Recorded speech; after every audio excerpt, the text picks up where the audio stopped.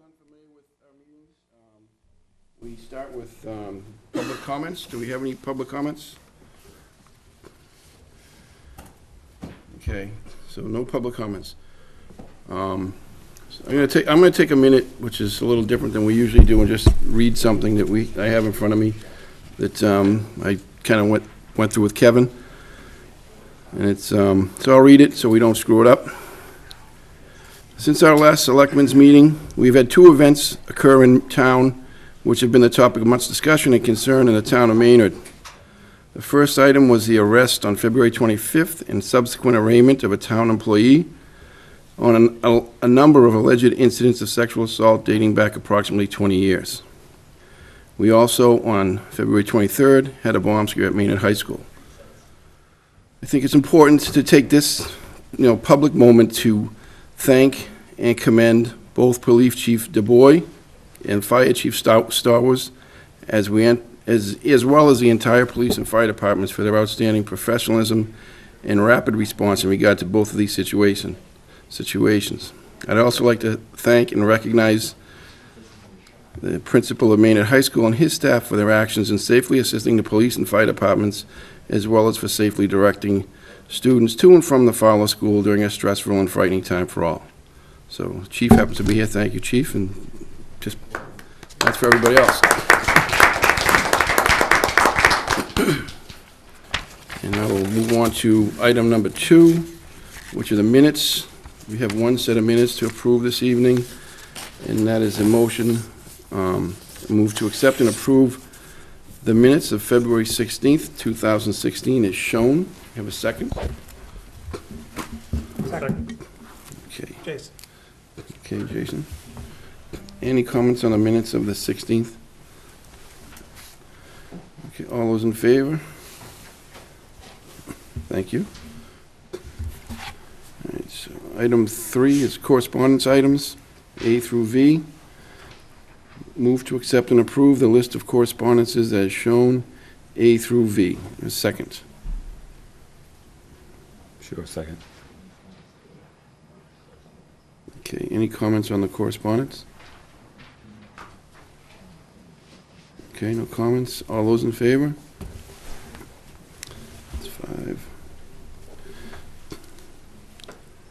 And the consent agenda.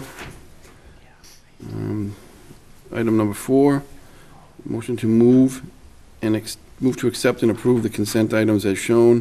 Is there a second? Second. Any comments on the 2 consent items? Okay, all those in favor? Thank you. 5 of us. All right, next item, number 5, Senator Eldridge and Representative Hogan for updates for the coming year and a one presentation. So do we want to do do you want to do the presentation first or the updates? You tell me. We can do, I can do the presentation first.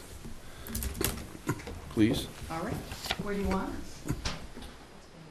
Becky's in charge of where you stand. Becky, where do we stand? Oh, just don't trip. Just don't trip over the, Just, I just want to say one thing. Tom just finished over 40 years of service to the town. It's kind of rare that somebody can retire twice from the town.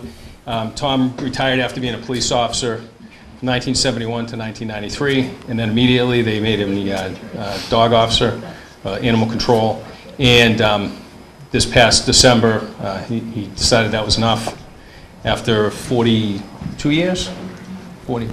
years of service to the community. So I I thought it was very appropriate for Kate and Jamie to come and present him on a citation. So that's what we're doing, and his wife Pat is here with him also. So. Excellent. Thank you, Chief.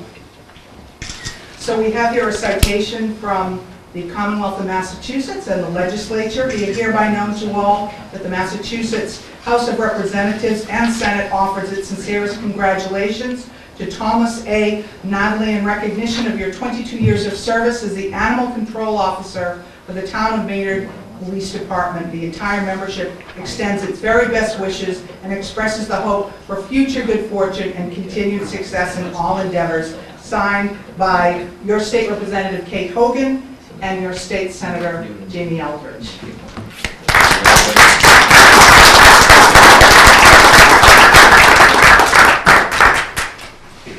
Congratulations. Thank you. Thank you for your service, sir. You've got to turn around and get your picture taken with us. We'll put it right in the middle. Okay. And choose no alcohol.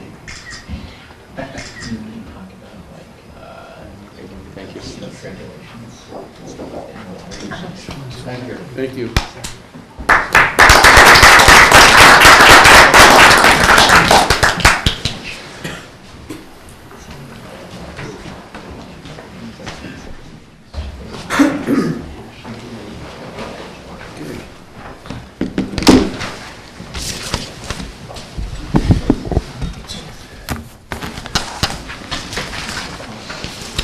All right, well, good evening, and thank you very much for having us before the board. This is our annual update to the Board of Selectmen, and obviously anyone in attendance at the meeting to ask any questions about what's going on at the State House. I know it's been recently a very challenging time for Maynard for a couple of incidents, and one that I know the board is very aware of and has been taking action, and Representative Hogan have been in touch this past week is with the Department of Environmental Protection over the drinking water. So, really appreciate the close working relationship we've had, particularly over the past couple weeks on that. And just wanted to mention that, we have met with DEP yesterday, and we're in close touch with their office. And I know that this board, Town Administrator Kevin Sweet and the DPW has been as well. The main reason, however, before the board is on budget items and any legislation that the selectmen may wish to raise to us tonight. And so I just handed out the budget letter that I included with my meeting with the Senate Ways and Means Chairwoman Karen Spilka. So as you can see from the letter, priorities have not changed too much. First and foremost, highlighting fighting for local aid, whether it's Chapter 70, Chapter 90, lottery aid, prioritizing funding for special education, supporting transportation and trying to bring more public transportation to Maynard, which I know is always an issue, maintaining funding for vital social safety net services, including for the elderly, homeless, low-income families, those with disabilities. An item that is new this year is the Foundation Budget Review Commission, which basically was a commission that met for the past year to look at making changes to the Chapter 70 state education aid formula, with the hope that if these recommendations were made, it would increase the state aid, including for Maynard School District. So that's something that I'm hoping we can begin to make progress on and increase the share of education costs that are paid for by the state to communities like Maynard. And then additionally, advocating for significant investments in capital infrastructure, whether transportation, water, higher education, libraries, public schools. And an issue that is close to my heart is increasing funding for the environment. Right now in Massachusetts, only about 0.6% of the state budget is dedicated to the different environmental agencies that protect our water and enforce our wastewater laws. So I'm looking to increase that to 1%. So that's something that I think is sort of a legacy of this district going back to former State Senator Bob Duran and, of course, former State Senator Pam Reeser, and I continue to prioritize it in the Senate. So those are the budget priorities that I raised with the Senator Spilka last week, and, of course, there's a whole array of legislation I'm working on as well. But I really find the best part of these meetings is the questions from the selectmen, so I won't go into detail on that. And, after Representative Hogan's presentation, happy to take any questions from the board. Thanks again. Thank you.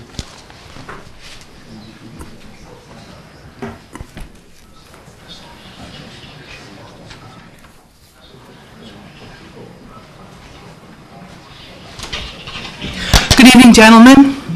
Good evening.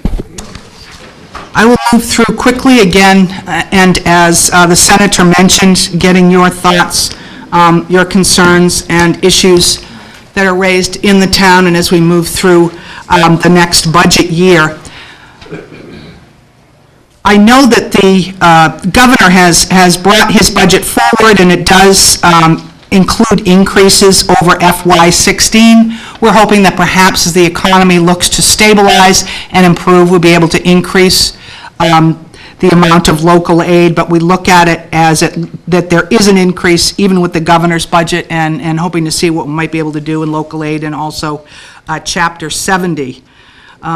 The senator and I are also looking to seek funding for perhaps expanded use of Maynard and Acton senior van program.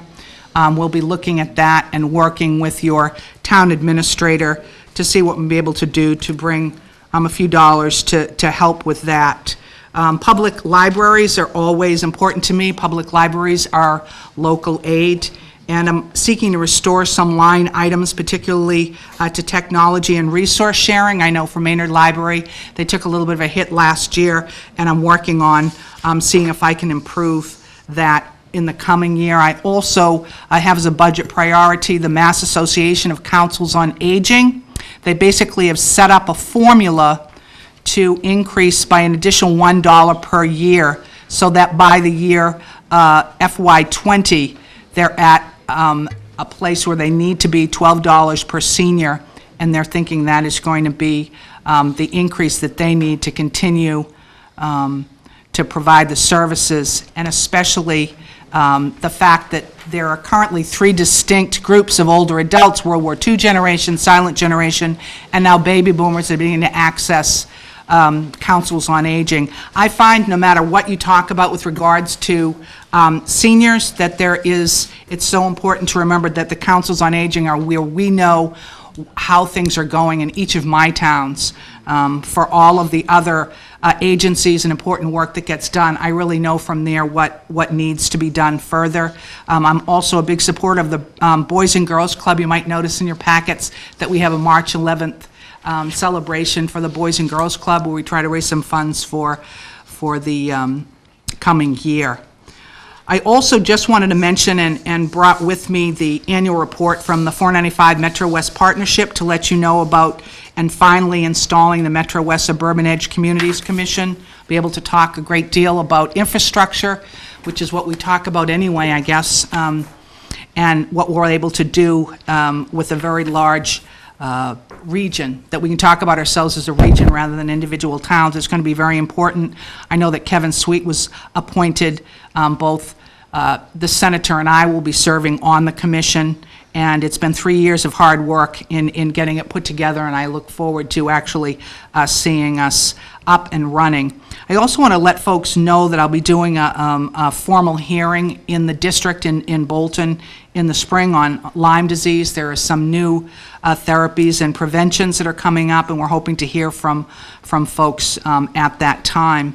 We're working on both renewable energy and trying to finish off the opioid legislation. Those are 2 of the most important pieces of legislation, the most important issues before the House in many ways this year.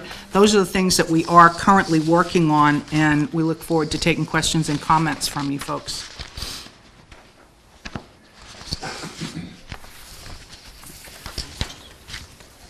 Thank you. Anybody have comments? Anybody? Comments, questions? Kate? Jane? Sure, I do. Go ahead. Glad to go first. Thank you both for joining us this evening. This is always a helpful meeting, and I'm very thankful for the fact that we have such a close working relationship with the both of you, and the fact that I feel comfortable enough just picking up the phone at any time and calling, and that's helpful to know that that you're there for not only for the Board of Selectmen, but for the community in which we serve. And thank you. That leads me to my next thank you for your continued leadership for our communities and trying to get what we need or what our desires are on Beacon Hill. I'm very appreciative also of the consistent priority that each of you give towards local aid.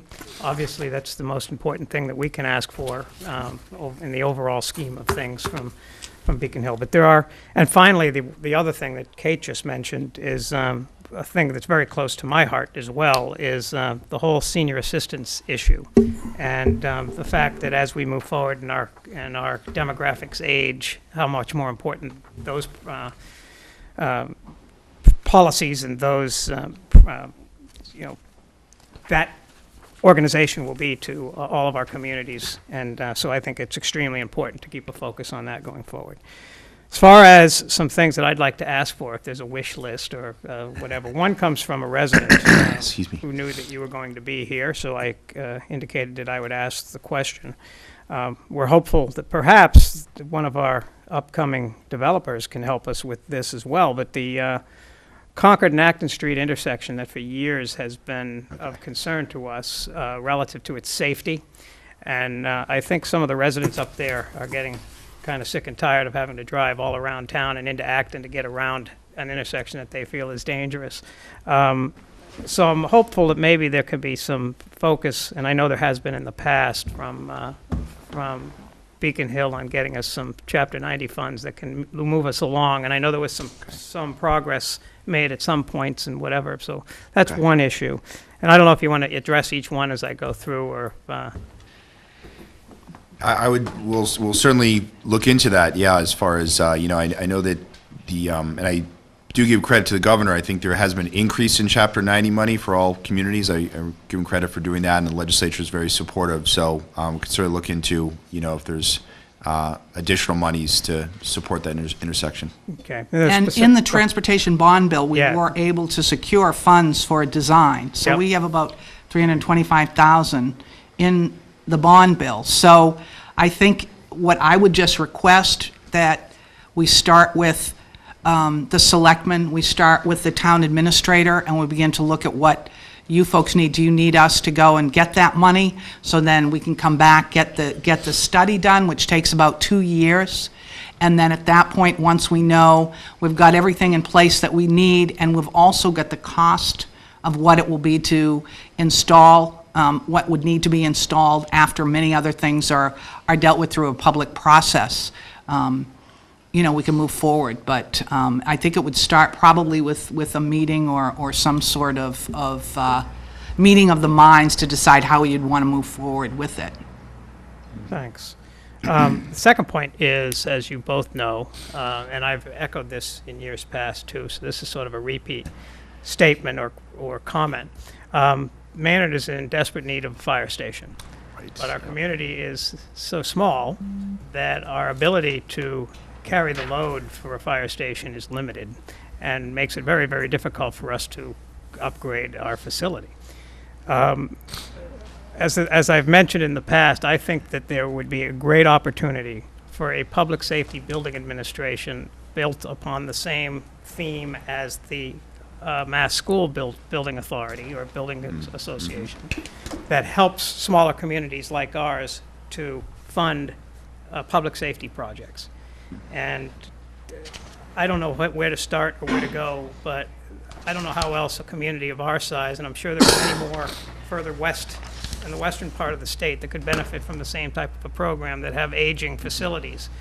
But there has to be some type of a process that the state or the federal government or somebody can give us some assistance so that we don't have to come up with $10 million as a community to build a fire station. That just the burden upon the taxpayer is just too great. David, if I might add on that point, actually, I was going to talk about that, is two of the areas that, I know it's not on your list that you gave to us, but since we're on the topic, we protect the FEMA facility here as well as the State Police Technology Center as well. Is there any way that we could leverage that with some sort of assistance, any programs out there, I think to your point about helping the town recoup some of the costs since we're providing a major service to, essentially state and federal infrastructure, correct? So I know I'm ignorant to the fact of what's out there. I'm wondering if your staff has some ability to look at some things maybe that could help us out in that area, specific to the fire station. It's clear that the fire station itself has outlived its usefulness in modern day. There's no funding mechanism that presently exists, and I think that's to Selectman Gavin's point. And what I've had difficulty with, and a certain frustration, if I can be candid here tonight, that at the state level, we are really trying to, we had a 4.2 or 4.3 increase in revenues. All of that went to local aid. That's where our money goes. And so when we're looking at these other projects, and I think rightly so, Selectman Donovan, that sometimes we just are going to need federal dollars that we're not getting right now. And whether that's called an earmark or that's called a grant program. But I have been, frankly, very frustrated with trying to reach out and see on the federal level what would be available and basically coming up empty-handed. So again, I would be happy to work with folks and see what we can do, work with the Board of Selectmen and work with the town administrator to see what we can do. But, at $10 million, it becomes difficult. And the Mass School Building Authority is off 1 penny on the sales tax.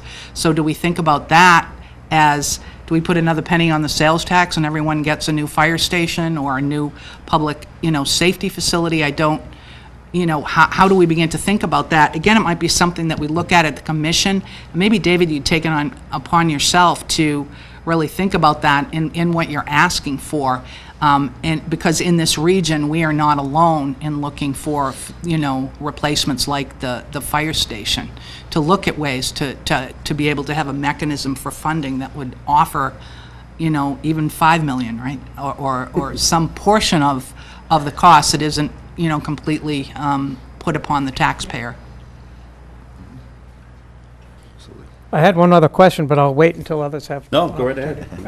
The last one was, last year, and Jamie, you mentioned it during your comments, water and sewer infrastructure and Right. water infrastructure in itself. Again, Maynard, here we are. Right. We have 100-year-old infrastructure that needs to be replaced throughout our community. And again, we're small, and the opportunity that we have, and I'm wondering, is there any type of funding from the program that you were talking about that might be able to assist us in replacing some of our aging sewer and water infrastructure?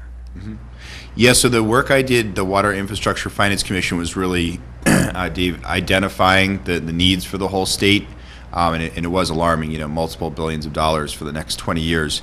The commission couldn't agree on a revenue source, and sort of as a follow-up to Representative Hogan's point, is at the end of the day, we need to find, revenue source if we're serious about increasing funding for a lot of these investments.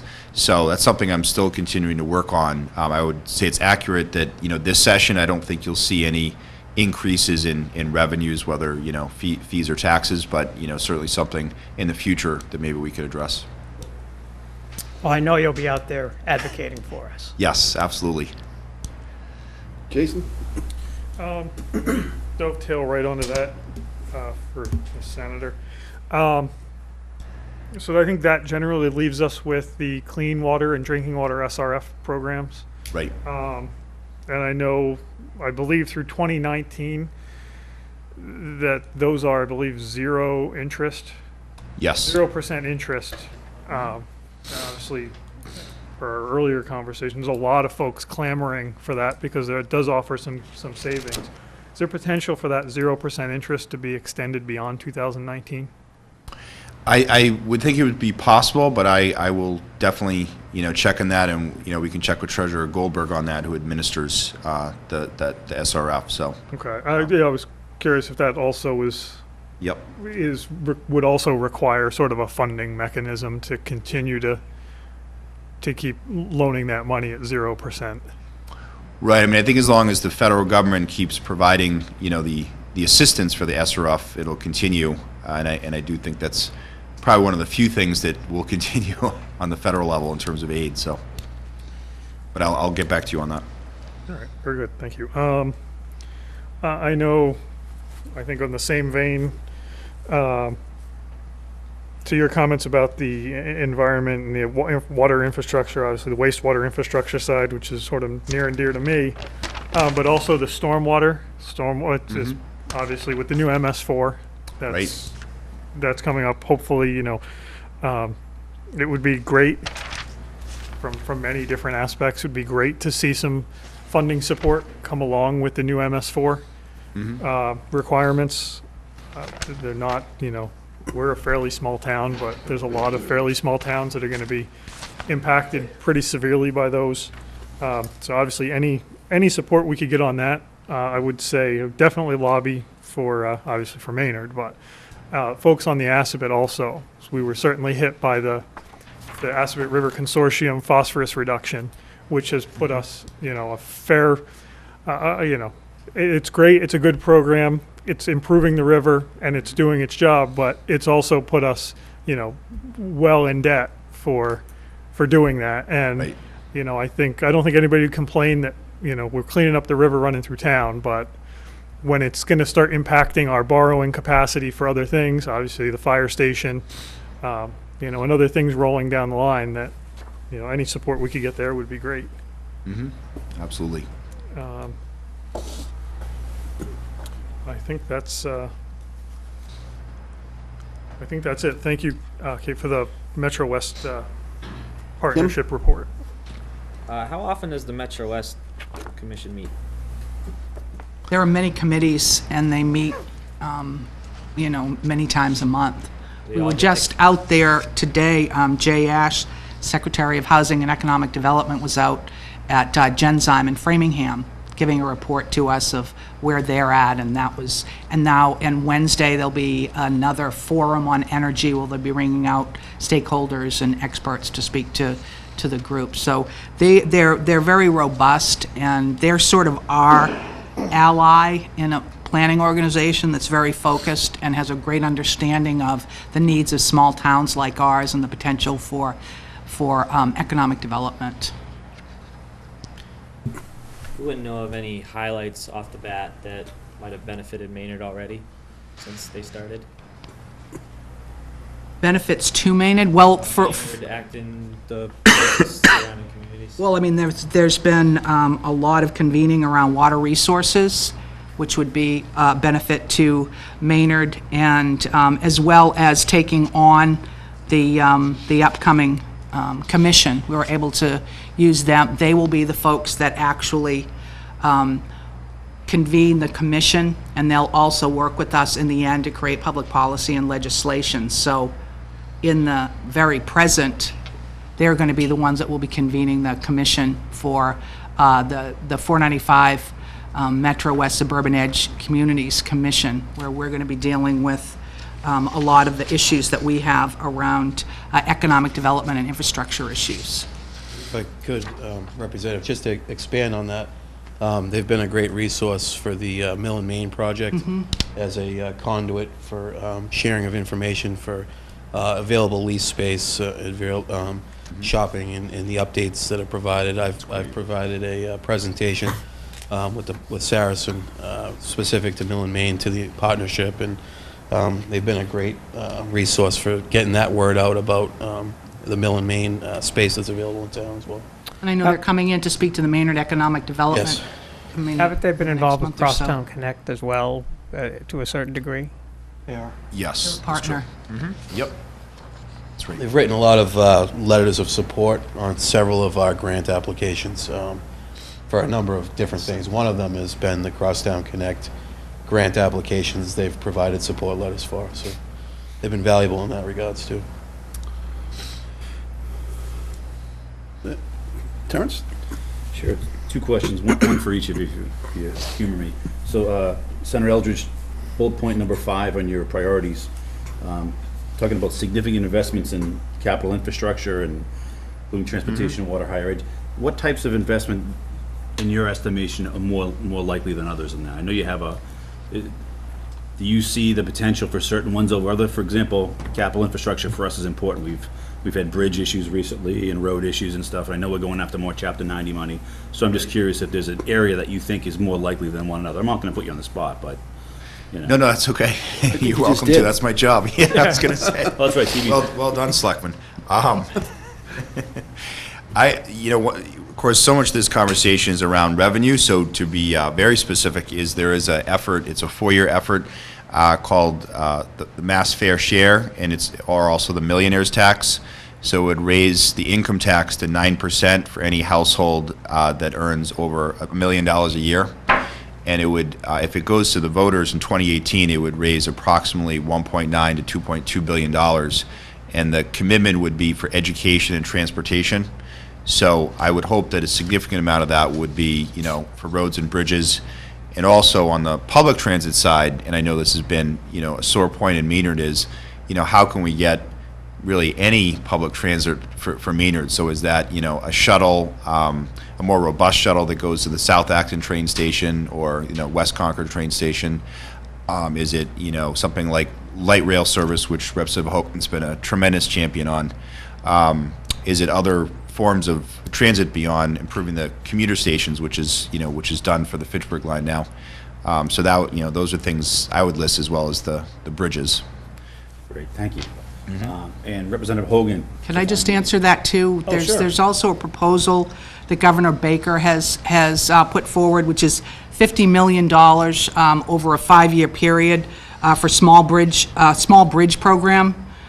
There's about 1,300 municipally owned bridges that need work, and that would be used over a 5-year period to offset the cost of some of the work that needs to be done there. I'm in the middle of, I've got 3 bridge projects going in different towns, and so, our infrastructure is delicate, and I think this would be helpful, especially for the smaller bridges, might not be in a main thoroughfare and therefore not going to get the attention that something like a Gleasondale will that's connecting towns, but still of concern to people. So I think that's something moving forward that I'm sure the legislature will look at, so. Great, thank you for it.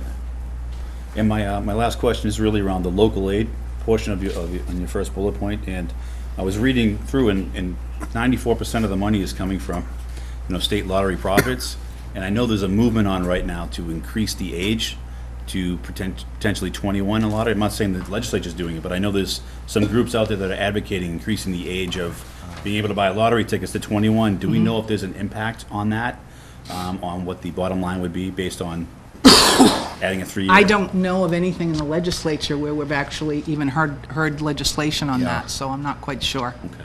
I mean, I just want people to know that is where it does, much of it right. comes from, and, as much as we talk about it, we're also tied to it in many ways, so. Agreed. Thank you.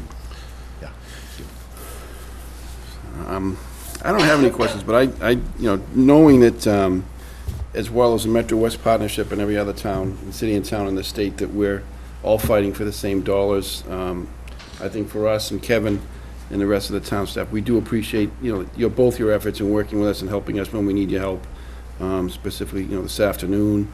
And then, all throughout the year, we do appreciate it, and we look forward to continuing that, throughout the year. And we thank you for your support and your time this evening, and we'll see you again next year. All right. Or the We'll see you 11th. before then. Or the 11th, whichever Or comes tomorrow. first. Whichever comes first, that's right. But we do appreciate it, and we do thank you for, all your help, and we understand that, we're asking the same questions as a lot of other people, and we do appreciate the time and effort that you guys do put in on our behalf, so. Mr. Chair, if I could, just before, we have the opportunity to have both the senator and the representative with us. I know if the board had any questions on the home rule petition for the additional alcohol licenses, it's an agenda item for this evening. If I could, even aside from the board, on my behalf, we're now looking at a second revision to this, and, this has been a long road, something that's important to the community, important to our economic development, and something that we've been seeking. Do we have any sense, if it passes, the revision passes this evening by the board, on when we might see this move forward? Yes, it'll move very quickly from Okay. here. It will. Yeah, a matter of We months, I we would were think, thinking yep. that this wouldn't be a bad revision. Right, no, I totally understand, and I was So- kind of No, it expecting will be moving. It will be moving. Okay, all right. So that's probably the last time we'll take this up, hopefully. Yes, it will be the last time you take it up. Thank you.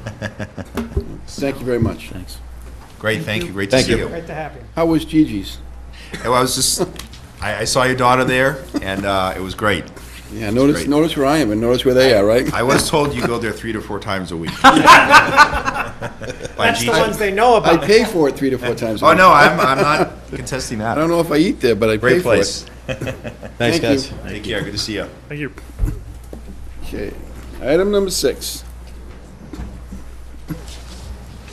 Adam Sherman, you are on the hot seat. How are you? I'm doing fine. Okay, it says that you are supported by Peter Falzone, Stephen Jones, and Christine Bell. Yes, I am. Okay. So, I don't know, usually there's a few questions. Does anybody have any questions of Mr. Sherman? Little bio, maybe?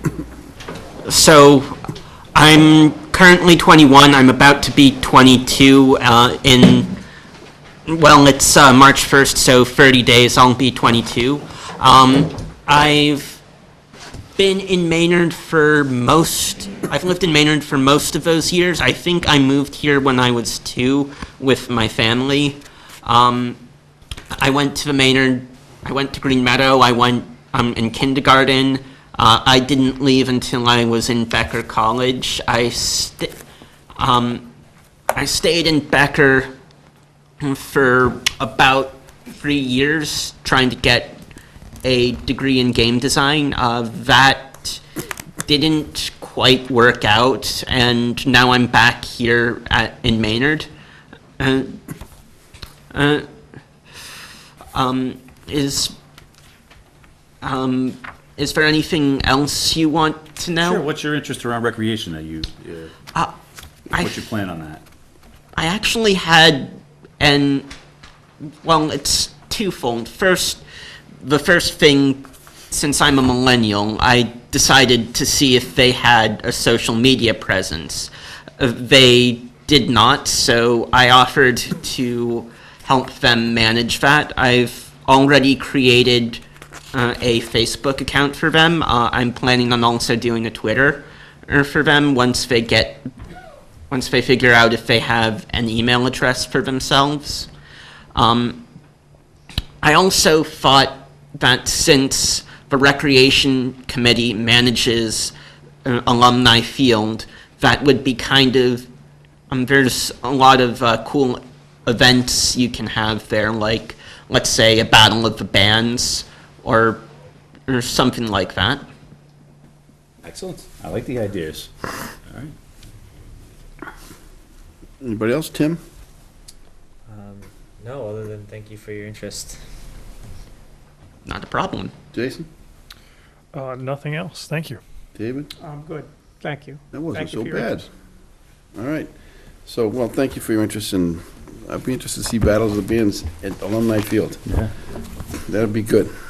So, that's it. Now we'll just make a motion, and the motion is, I move to accept and approve the appointment of Adam Sherman to the Recreation Committee with a 2-year term expiring June 30th, 2018. We have a second. Second. Mr. Donovan. Any further comments about this appointment? No. No? All in favor? Again, thank you very much for your interest, and good luck with the Recreation Committee. Thank you. What's the Facebook? Maynard, I believe it's Maynard Recreation Committee. Not rolled out yet. Oh, okay. All right, I'll look for it though when it comes. Thank you very much. Adam, your You're welcome. appointment slip will be in with the Jason, town can you sign clerk this? tomorrow. Okay, thank you. I don't think so. This one.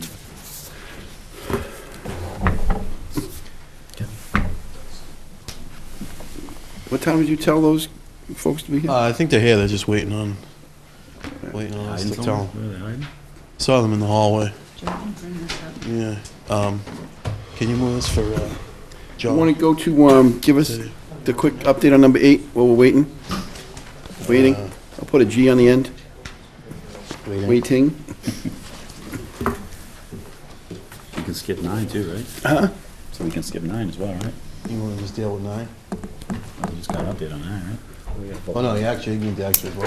Oh, we You do. need to vote on it. Yeah, I mean, that might be a good segue into item number 9.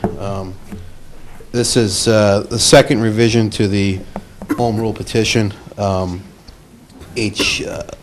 Bill H3371, which was filed for the additional liquor licenses for all alcohol and a license for sale of wine to be drunk on premises. The revision the last time was to put a 3-year moratorium on locations that were issued these additional licenses.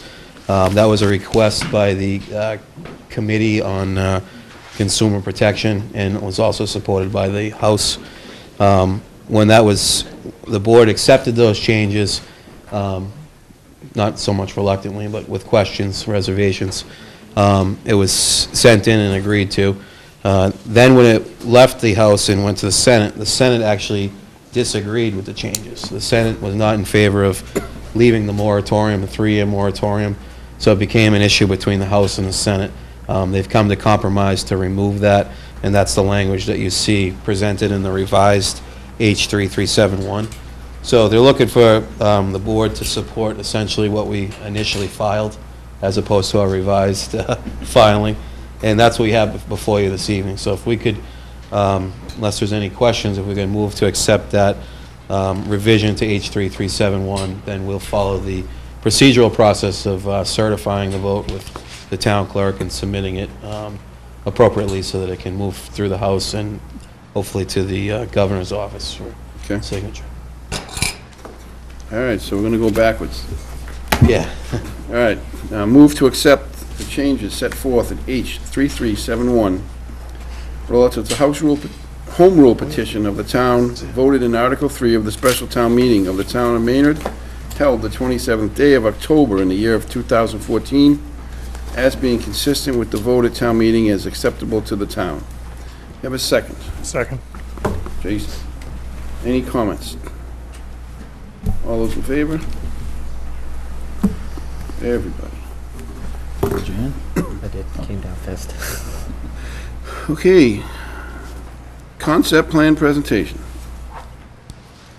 Guys, you're up. Would you mind passing this to David?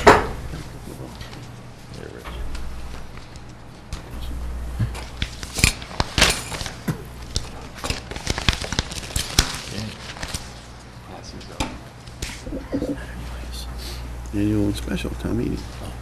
I didn't know for a second. It took me a minute to look at it. I'm like, STEM? We've been talking about STEM all week, so I'm like, Thank you. Hey, Bob, how you doing? Not much.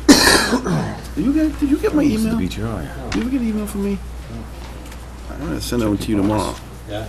Well, I just want to introduce you to a guy that wants to try and get a space. Oh, yeah, absolutely. All right, okay, all right. I didn't think you did.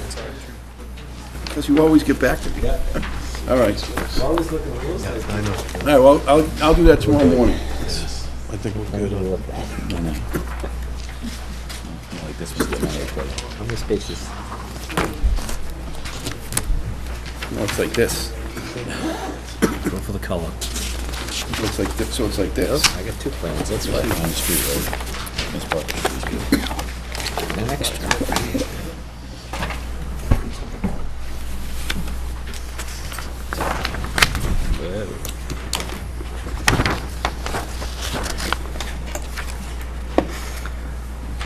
So it begins.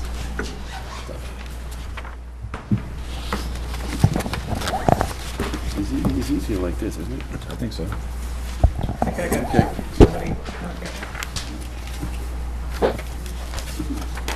There's an extra one here. Anybody in the audience that did not get one?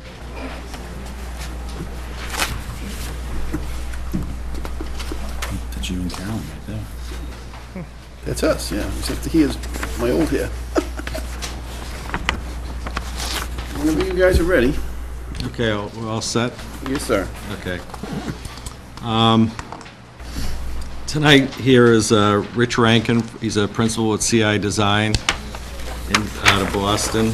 And Rich has been working on the master plan for the site since the January town meeting. And he's going to take us through the initial concept plan and sort of the features of it, as well as his thoughts for some of the architectural design for the project going forward. And then we'll give an overview of where we're at with the leasing on the project. And then on a couple of other issues, in addition to this plan here, we've been working with the town's consultant on the sign package, which is a separate plan but that's not, ready to really present tonight. We've had several discussions, which I think have been pretty positive. We submitted an initial concept plan to him. He came back to us with his comments, and those are in the process of being revised now. So I think in the near future, we'll be able to have a discussion on the actual signage package. We've also been working on the initial traffic report, which I think will be ready to, be released to Bill, I think by the end of the week. There's just a couple of minor revisions to it, and then we'll send it to Bill, and he's going to send it out, I guess, for peer review as well on that. So that's kind of where we've been since January. Rich, you want to take us through the concept plan? Sure. Thank you, Bob. Thank you, Mr. Chairman and members of the board. My name is Richard Rankin. I'm a principal with CI Design. We're out of Boston, and we're working with Capital Group on the project. We've been involved from very early on, and I think tonight what we'll do is, it's our first presentation of the latest plan. So I will walk the board through that plan. It's really the culmination of several years of development, frankly.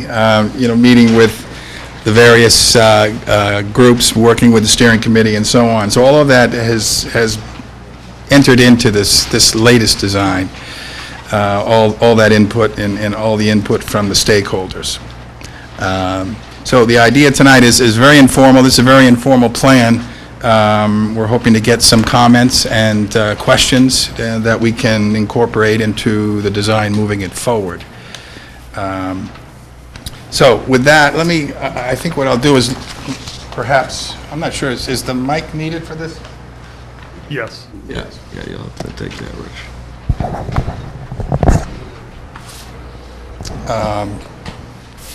So just again to briefly walk through the plan. Again, a culmination of a lot of design elements and so on, but what we have is really a mixed-use project here. It consists of the portion that we're really directly responsible for, which is the portion up front, which includes retail, supermarket, office uses, health club, perhaps daycare, and restaurants and medical office. To the rear of the site is a senior independent living building of 4 stories that is being done basically separately, but as part of our presentation tonight. Can I interrupt just for a second? Sure. I'm wondering, I'm looking up on TV to see what people at home are able to see, and this is going to be repeated. Sure. Is there a way to turn it in such a way that these guys, or you have that? Can he put that on there, you think, or Yeah. you want that? Zach, will you be able to pull up if he has it as is it a PowerPoint or PDF? Yeah, it's just a PDF. As a PDF, can you pull that up? Sure. Okay. So that the residents watching at home and people who watch the repeats can actually Sure. see the map and Sure. have an understanding of what it is. Alternately, Zach, if we turn the board toward the back, can you use the back camera? That's the alternative. Pull in on. Yeah, we just slide it this way and turn it, and that way folks in the audience and then the board can watch it on the screen. If we put it on the screen, you'll see the map, but you won't see what he's talking about. Yeah, and it'll take them That's 10 true. minutes to do that, so to keep things It moving. might be better to actually have the camera. Zach? Zach. Bill, hey, Bill, can you stop that? Yeah, just Because shoot it up here. if we put the map on the screen, you won't be able to see what he's Richard's pointing at. pointing to. Yeah. So if Rich is pointing to something, we won't see it, so. So zoom in on the best you can, Zach. Kevin. There you go. Okay, Fantastic. I was gonna say, will these, Good. the extras just be available here tomorrow? Okay. So, And just for anybody that is watching, that is looking at this, and anybody else that's interested, these plans will be available in Town Hall tomorrow in the Selectman's office. So if you're looking for this, what you're looking at on the screen, it'll be available tomorrow. Thank you. very good. Thank you. I guess we can keep going. Thank you. Sorry. Thank you. Okay, just to circle back, mixed-use project. Again, our direct involvement is with the portion to the front of the site, which includes the existing building, 4 pads which we are identifying as uses such as retail, restaurant, medical office, bank, and so on. You can see in the potential uses in this chart here, our thinking of what those uses might be, and as the leasing progresses, we'll be able to more definitively identify what those uses are. So we have the pad sites up front, we have our inline retail in this zone, the parking at the center. Really the anchor of the project from a retail standpoint is the supermarket in this portion of the site.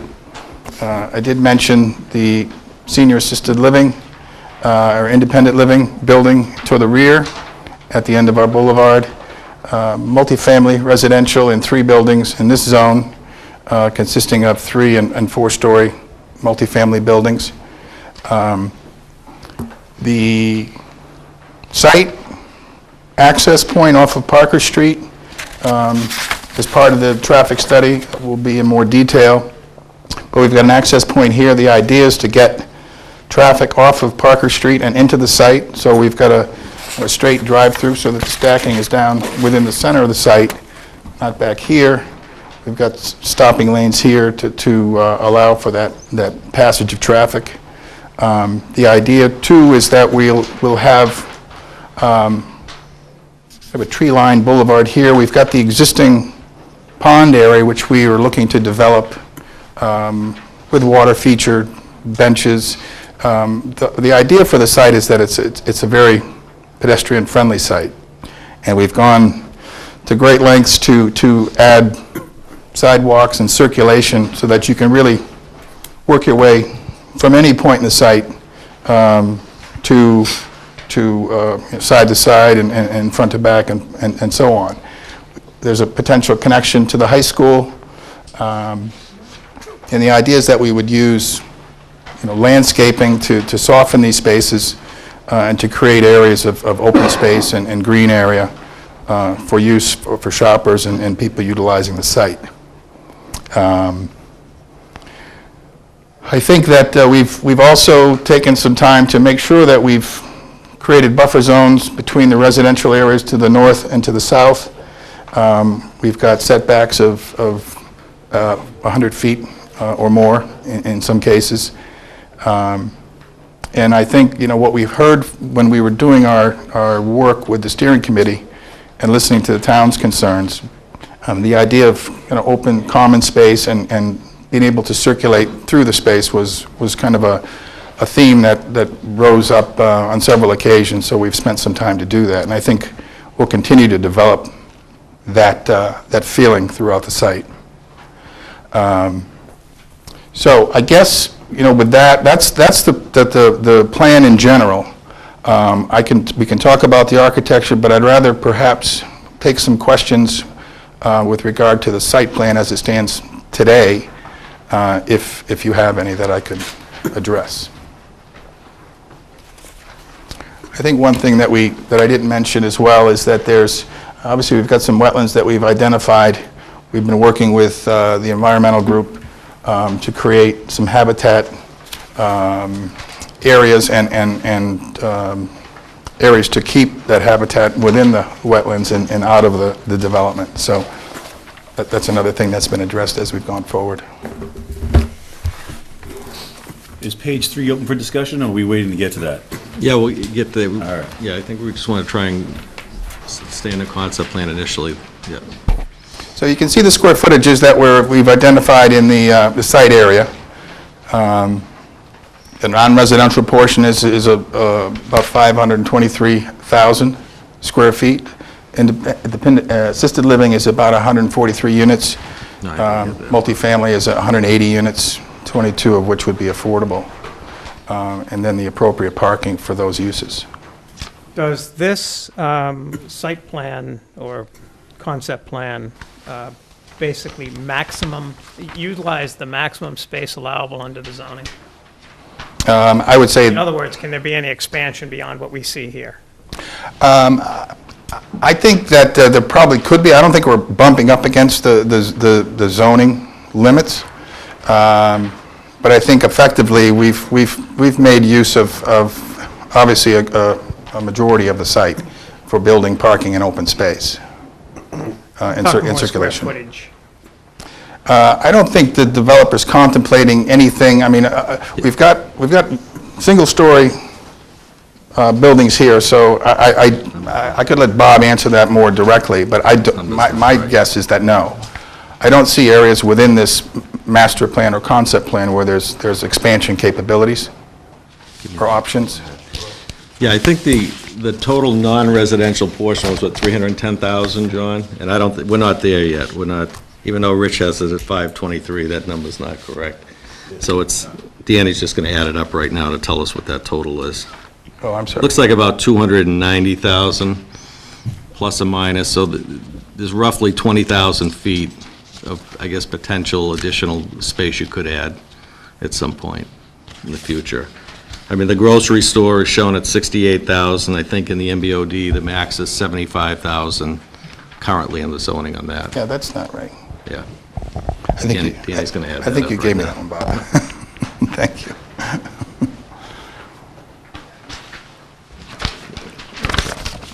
Yeah, it's 290,790 square feet. As shown, it's 290. Exactly. So it says total residential, that should be 290, 790. Sorry about that. Total residential, Bob, or total non-residential? Non-residential. Okay. And Yeah, the the zo- and the- I 530. think the zoning, it was 310,000 is what's allowed. 310. So, to David's point, in his question, he asked, is there room for expansion? And we're at 290, so it's 100,000 less than the zoning, basically. My question, following up on David's question, would be, where do you see additional, where would you suggest there's expansion space available? If this plan is as is, and we added up every box in the square foot within, where would we be looking at expansion if that's desired down the road? Because I'm kind of having a problem seeing where we would expand to. Only 20,000. Yeah, 20, yeah, so we only have 20,000 of additional space that you could do, based on the zoning at 310,000. 20,000 being kind of the size of this space C. So, I mean, basically, you could, maybe some of these one-story buildings could be two-story buildings, but as far as, adding surface building, it'd be pretty difficult. Right. I mean, I think if you look at this zone in particular, obviously it's very, very dense. The parking required for the supermarket is here. We've got detention requirements in this zone and here. Really, I don't think that there's any real area that we could add that 20,000. So what you're Believe saying... me, I'm not looking for you to. No, understood. So it's 310 is what we approved? Yes. And what you're saying is you're comfortable coming in below 310 with the commercial? Yes, yeah.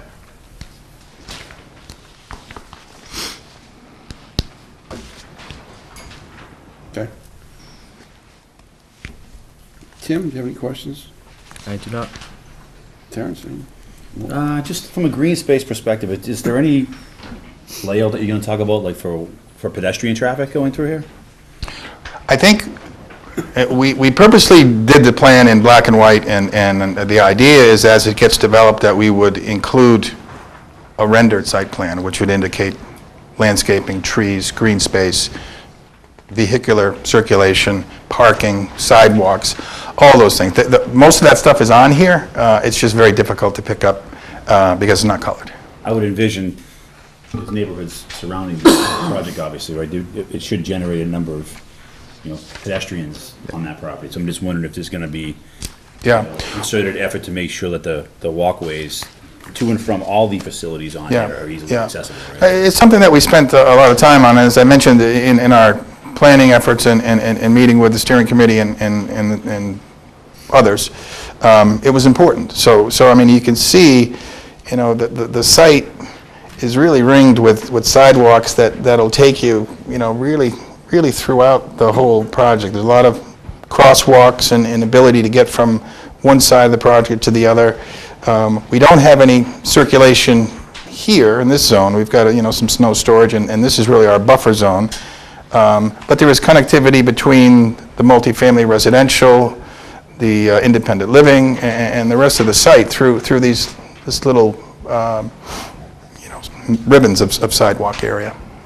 Rich, maybe along Parker Street, can you just go over maybe a little more detail? Yeah, I mean, some of the features that are happening there. Yeah, I mean, Sort of there's south of municipal Pad B sidewalk building. here, yeah, and we've got a bit of a meandering walkway along Parker Street that takes you into the site here, a crosswalk, another that links through here into the Pad E, into the supermarket. We've got, a bus stop and benches and a bit of a trellis here at this little wetland area that's a feature more at the street.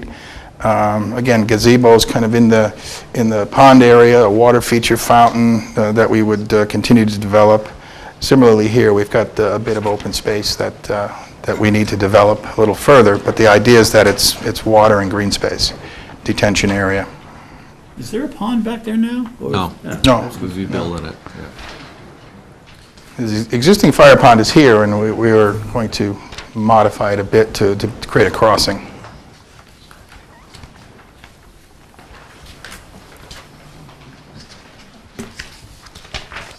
So we're doing away with the helipad?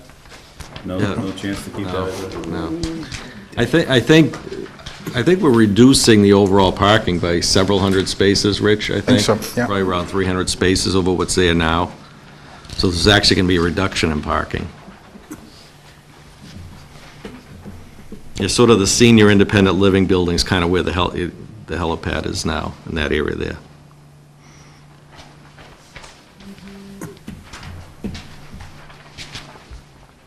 Okay.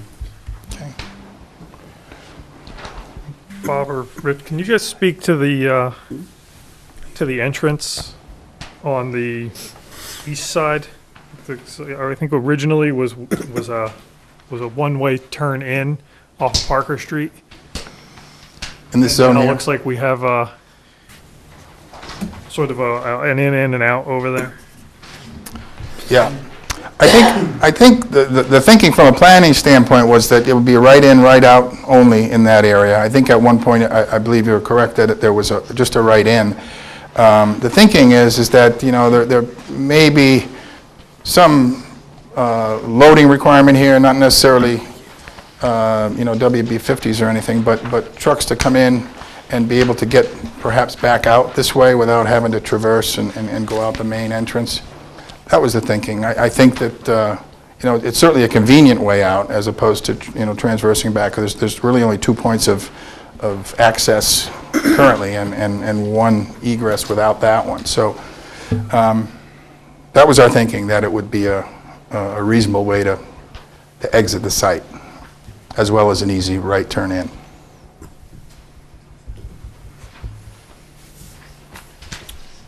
Okay. I think, I'm not going to speak for others, and this has gone on for a long, long time. I think that was the original thought, was we didn't want traffic going in and out along that edge. And we certainly didn't want truck traffic going in, at 6:30 in the morning along the back of the residences. And rather than that, we were pushing that. Now, obviously, that's something that can be, I know it's verboten here, I did flip ahead. I see there's a different entrance on that third drawing, but,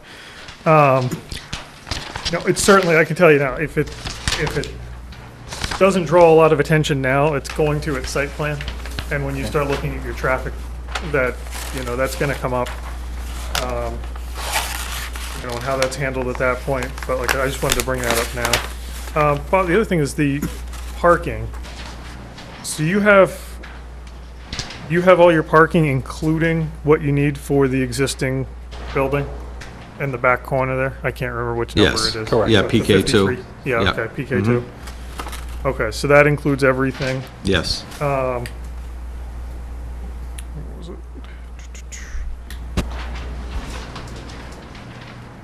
Yeah, I mean, I'd be interested to see what the green space component is also Yeah. at some point in the near future, along with, I know I know Bill was very thorough, and you will have to provide a planting plan and all of that, so, Yep. you know, would be pleased to see all that. I think other than that,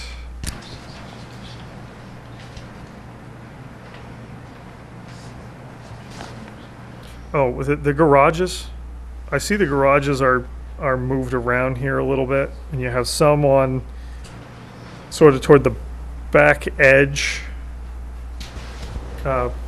beyond the apartments, with 4 floors. I know when we talked to the representatives from Hawthorne, talked about some garages. Are you Yes. including garages for other for some of the apartment spaces also? And is that the same plan, that they would be rentals? And Yes, yeah, you'd have, Jason, in the back of the independent living building, there's two garage buildings on that. One, I guess, is for the vans that, you know, they transport the residents around it, and the other was just general, residents can rent those. And then in the apartments, they're showing a series of sort of garages scattered through the site that would be available for residents to rent those as well. okay, yeah, because I saw a few there, and then it looks like there's a few that sort of a butt up toward the grocery store, or the supermarket. Yes, exactly, yeah, exactly. And then, okay, and I see there's a few in between there. Okay, yeah, I see they're kind of scattered around. We've adapted the plan and worked with the group who's actually laid that out to really connect that development with the independent living and provide access off this entry boulevard. So there was quite a bit of effort put forth to try to work this all out and to keep these two a bit separate from a vehicular circulation standpoint. Sure. And incorporate kind of a relocated clubhouse and pool, and then they've got a kind of a fitness area here with a kind of a male drop-off building, and their gated entrance. Okay, other than that, it's just, I assume, just the entrance is gated, Yes, not a fence around this thing No, or anything? Okay. no. Correct. We've got some emergency access for firefighting apparatus, and we've modified the circulation around the independent living to include a roadway that could be utilized for fighting fires around the perimeter. And I also must confess that I jumped ahead to page 3, and I'm a bit confused because I see that in that diagram, there's been a shift of the senior living direction in which it aims, and the garages we were just talking about are not there. Yep. yeah, the 3 is just for the merchandising, it's an old So plan. pay no attention to the... Pay no attention to Exactly. it. That's what I was going to bring up. Page 3. They haven't, because we haven't finalized this, they haven't laid the tenants Okay. onto this, but the next time, we'll have those laid onto this plan. That's Yeah, fair. Thank you. I knew that was going to come up. You can't give us something and tell us not to look at it, Bob. It's not going to work. That's why I was, Pass them out one at a time. I kind of want to hold that to the next meeting, but we brought it anyway. for Real Bob. quick, one other question for you, Rich. Along the back of retail A, B, and C, I'm seeing some islands and some dashed lines. Can you explain what's going on there? Well, the idea is that, I mean, we've no secret that the hope is that loading for this area would circulate through here, in and back up into, not a dock, but perhaps a scissor lift to be able to get merchandise and product out of a tailboard height trailer and into the building. So that there's ability to stack in these 3 locations. Again, these tenants may not require that. We've planned for it. As they come on board, we'll decide what makes sense. But the idea was that there's 3 loading areas here that can be passed by a truck, and then that truck could exit the site down the boulevard. So it's kind of a one-way loop, in, around, and out. So the loading would take place in this zone, and the vehicular circulation would bypass that in this zone. Okay, I get that. So are you planning to have them come in from the same direction. They'd come in from the, sort of the east side, heading west. But not into the site, I mean, Yeah. just from around the building. Yeah. The circulation around that building. Yeah, through here. Okay, and then when they leave there, okay, all right, I think I follow. Yeah. Directly out to the boulevard heading east. Yeah, there is going to be, and I'm sure you've done more than this than I have, that's for sure, but as far as developments, but there is going to be some concern, not only from the residents of nearby homes, but there's been other residents who have expressed concern about internal traffic flow, and specifically the truck traffic beyond the commercial traffic that will be. So I think that might be an area of lengthy discussion relative to, how this all Sure. fits in. Sure. I would agree.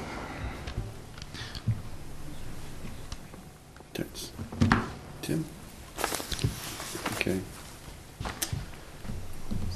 So, we're going to open this up, although it's not a public hearing. We will have some questions from the public, and if there's anything that is inappropriate for tonight, it's a meeting, we'll ask, Attorney Whitten will just let us know if, something that might be more appropriate in a planning board meeting or something along those lines. But if people have general questions in regards to this plan, just, raise your hand. We'll call people one at a time. Just stand up, tell us your name and address, and we'll allow you to ask your questions, and hopefully we can have them answered in the way you want them answered.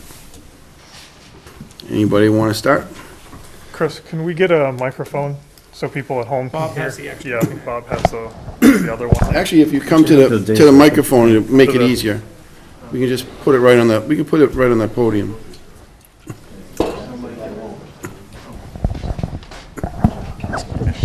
Thank you. Thank you, Becky. Carol Leary, Roosevelt Street. You've spoken about having it pedestrian-friendly. I want to know whether you've designed in to make it bike-friendly as well.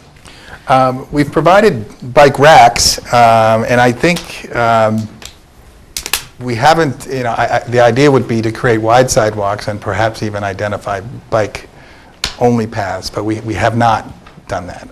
Okay. Could you keep that in mind? We certainly could,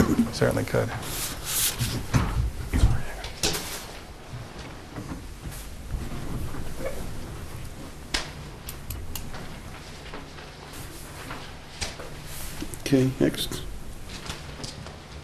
Peter Falzone, Detling Road. I see that on the Field Street side, you have some sound wall. Could you explain what that is? And I don't see it on the other side of the property where the other residents are. That line going straight across the top. I don't see it on mine. I'm sorry.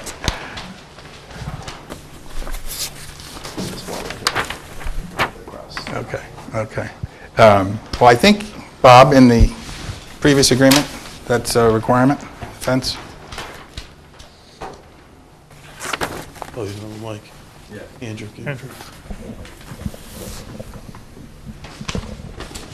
I think what this plan shows is most of the 2009 plan that was approved, which showed, there was a wall approved on that side of the property. Nothing's been designed, we have not taken this to an engineering level yet. This is still a very schematic level as far as that goes. Meaning that a wall may not go there, or a wall may also go on the other side? No, I mean, there'll be definitely some screening features along here, which, as we get into this, site plan process, we'll definitely have discussions on that. Yeah. Okay. With the residents, absolutely, yeah.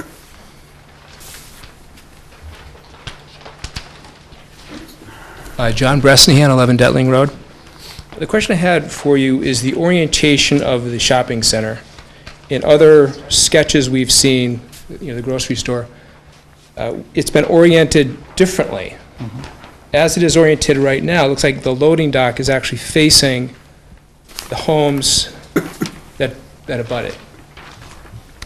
Yeah. Is there anything to protect the sound or the residents that are living in those those corner homes. Yeah, yeah.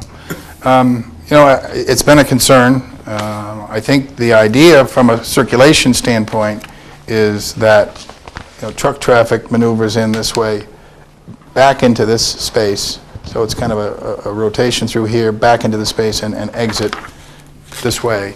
The reason for the orientation of the supermarket is really driven by the tenant at this point. They were interested in orienting the front of their store as best they could to the entrance for visibility and so on. So I think too that it's been modified slightly based on the kind of the boundary between this residential piece and really wanting to get it as close to Parker Street as they could. That was their request. The other thing, Rich, it's, the doors themselves are basically facing the Parker dock doors. Street. The doors. Yeah, So yeah. there's no doors facing the residents here.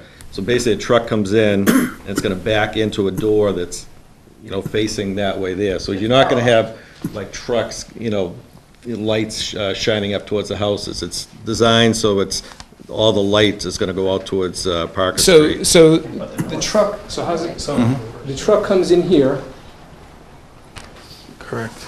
it goes out here, so it's got to pull forward. So it basically comes up here and then backs right into there. Right. So the doors are right here. Right. So they're inside there. There's nothing on here. This is a blank wall here. And even here, there might be, it probably makes some sense to have some type of barrier here, even there to, some screening along there as well. Scale-wise, we're talking about a truck that might be Yeah. that big. So it's basically two doors.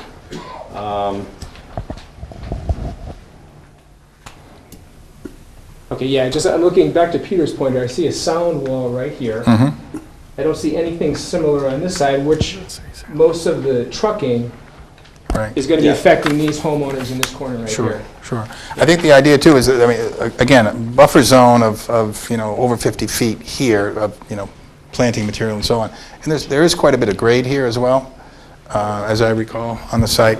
So it's kind of down in not in a hole, but it is down below And the we'll level of definitely be these. looking at something in here, Yeah. so. But what do you I mean, mean we're- something? I'm not sure. We're not, I mean, Okay. it's some Still type up of in the air? area. Yeah, Okay, we'll, okay. again, we'll meet with you guys before anything, Yeah. I think screening, landscaping and screening is the priority here Yeah. from a visual standpoint and also sound. Before the next question, just keep in mind, sound-wise, and I understand the concerns, and I think everyone does, including Bill and the planning board. Town sets the hours that people can be in there making deliveries, is the first thing. The second thing is, in the state of Massachusetts, you cannot leave a truck idling for more than 5 minutes at a time, either that being the power unit or the refrigeration unit. So, there should be, at no time should there be any noise in there for any length of time longer than that. I'm not, not that that makes it any more tolerable for anybody, but those are just a couple of things that will limit the noise that comes out of the trucks making deliveries to this facility. So, those are a couple of things to consider, that, we control the delivery hours, so there will not be, and there should not be, if we do, as a town, what we want to do, trucks in there all through the night. We can set the delivery hours, and then the state law, provides noise protection and green protection and everything else through the idling laws, and so there's a lot of built-in protections before we even get to the things that you guys desire, which are plantings and screenings and potentially sound walls and all those other things. So that's just something to consider that's out there. But your turn. Trish Saunders, Detling Road. Chairman De Silva, I appreciate your concern around it, and I have great confidence in the board to continue to protect the interests of the longstanding residents of Bose Hill. It would appear the way the current outline of the plan is designed is that indeed rental apartments are being protected from the most significant truck traffic on the site, which would be to that grocery store. And every homeowner that would be impacted has owned their property in Maynard for over 15 years. And so I hope that can continue to be an area of focus. And I also wanted to respectfully call the board's attention to the lower right-hand corner, where in incredibly small type, it looks like there's a snow retention area. And if my familiarity with my backyard is correct, that would actually involve cutting into a grade of a very large hill and cutting down a lot of old growth trees to create a snow retention area. And I would find that to be sad, and yet an additional way that the backyards of the homeowners, I appreciate the concern for night noise, but our ability to enjoy our backyards during the day is also a factor for both the trucking, loading docks at the grocery store, and a snow retention system. I think just to respond to that just quickly, I think the idea is that this is a bit of a placeholder, and all of the snow removal and snow retention, a plan needs to be put in place and brought forward for approval, I think. Okay.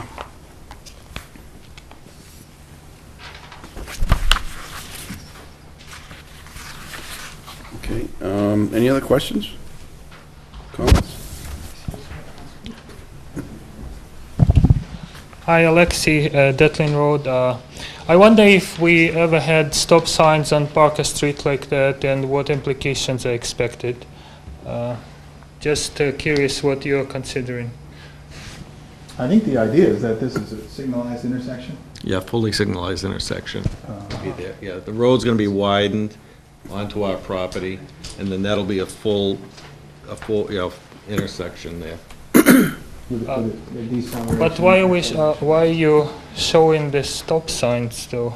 Is it just appearing that way, or? I think it's representative of basically painting in the road. Oh, I see. Yeah, that makes sense. Yeah.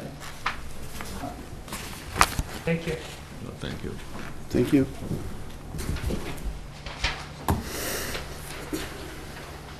Okay, any other questions, comments, concerns? Next step?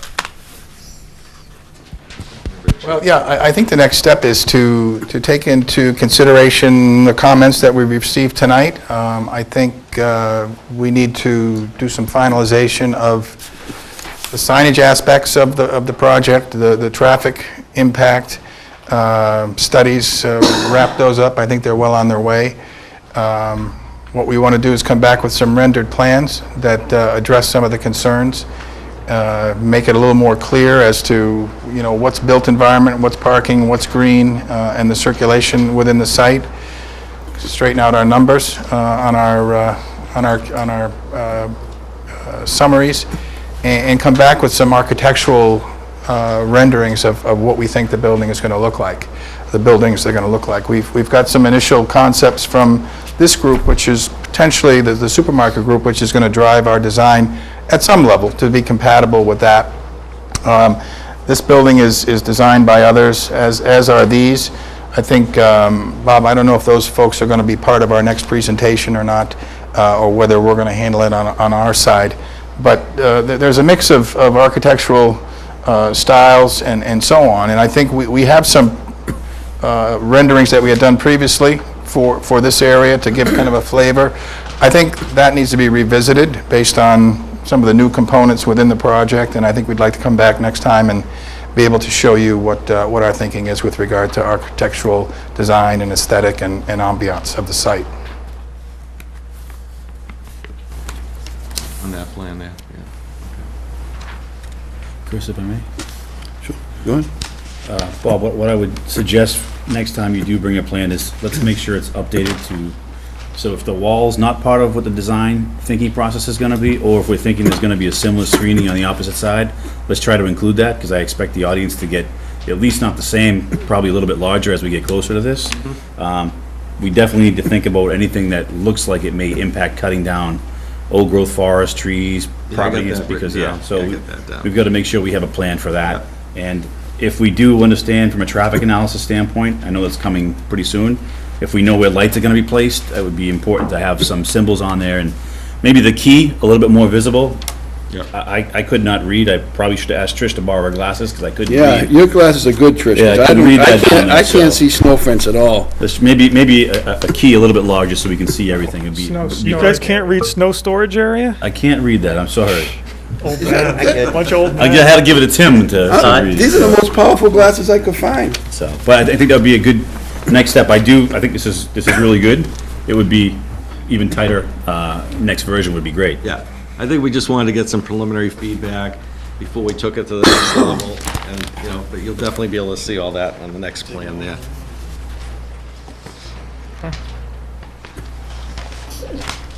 Mr. Chairman? Sir. If I could, Mr. Yes. Chairman, good evening, members of the board. I think for the next meeting, and we discussed this during our conference call today, I think at some point sooner rather than later, the requirements of the concept plan as voted by town meeting are what needs to be submitted to the board. And doing it incrementally is totally up to the board and the applicant, but I think at some point, because town meeting approved a very specific list of submissions, my advice would be to provide those. I agree.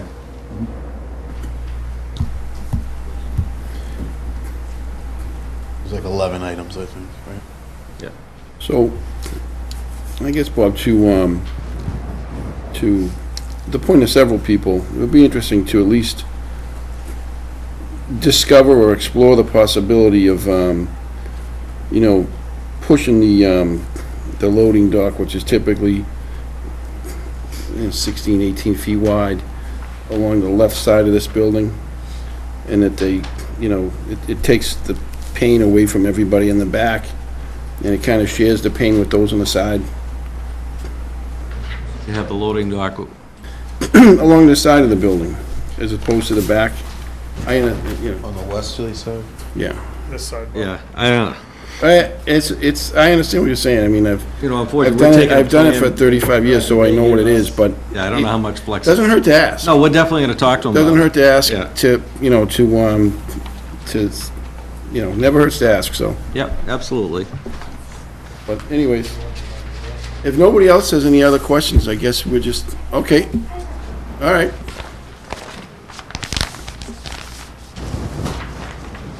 Hope Davis on Detling Road. And I'm just wondering, because there are some concerns about what is this going to look like from the people who live on Detling Road, especially at the bottom of the hill. Is it possible in some forum to do a rendering of what people living on the road would see from their backyards? Just to get an idea of what this is really going to be like? Certainly doable, Right. yes.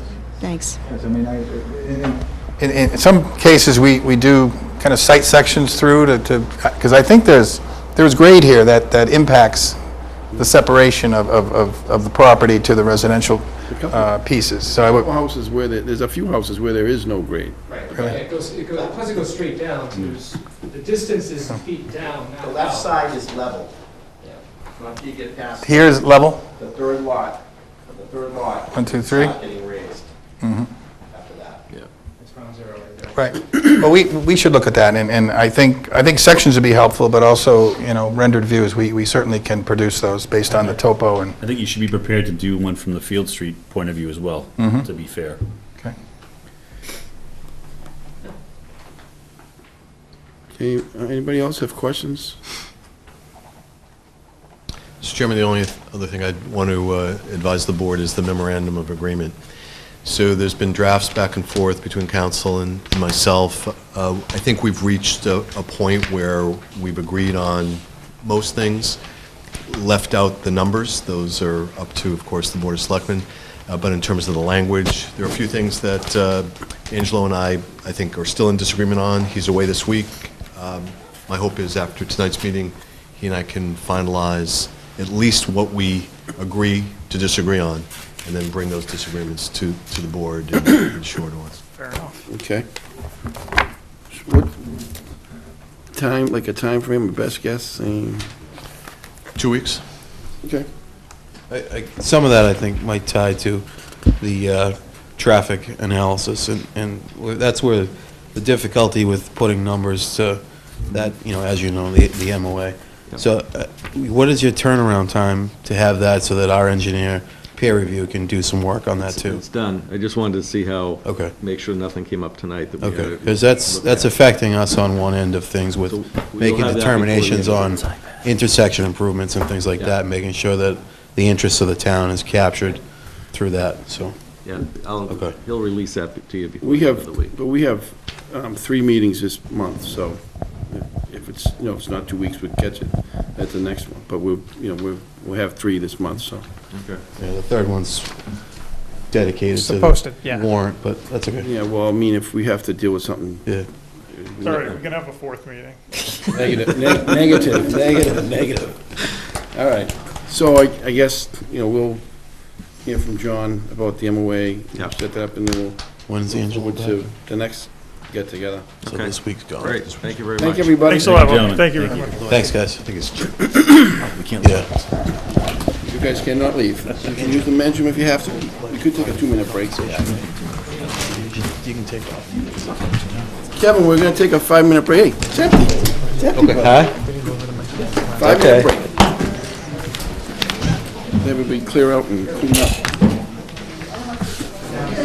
Hey. I'll give you a call, just kind of follow up on it. Yeah, that would be good. Like, what day this week?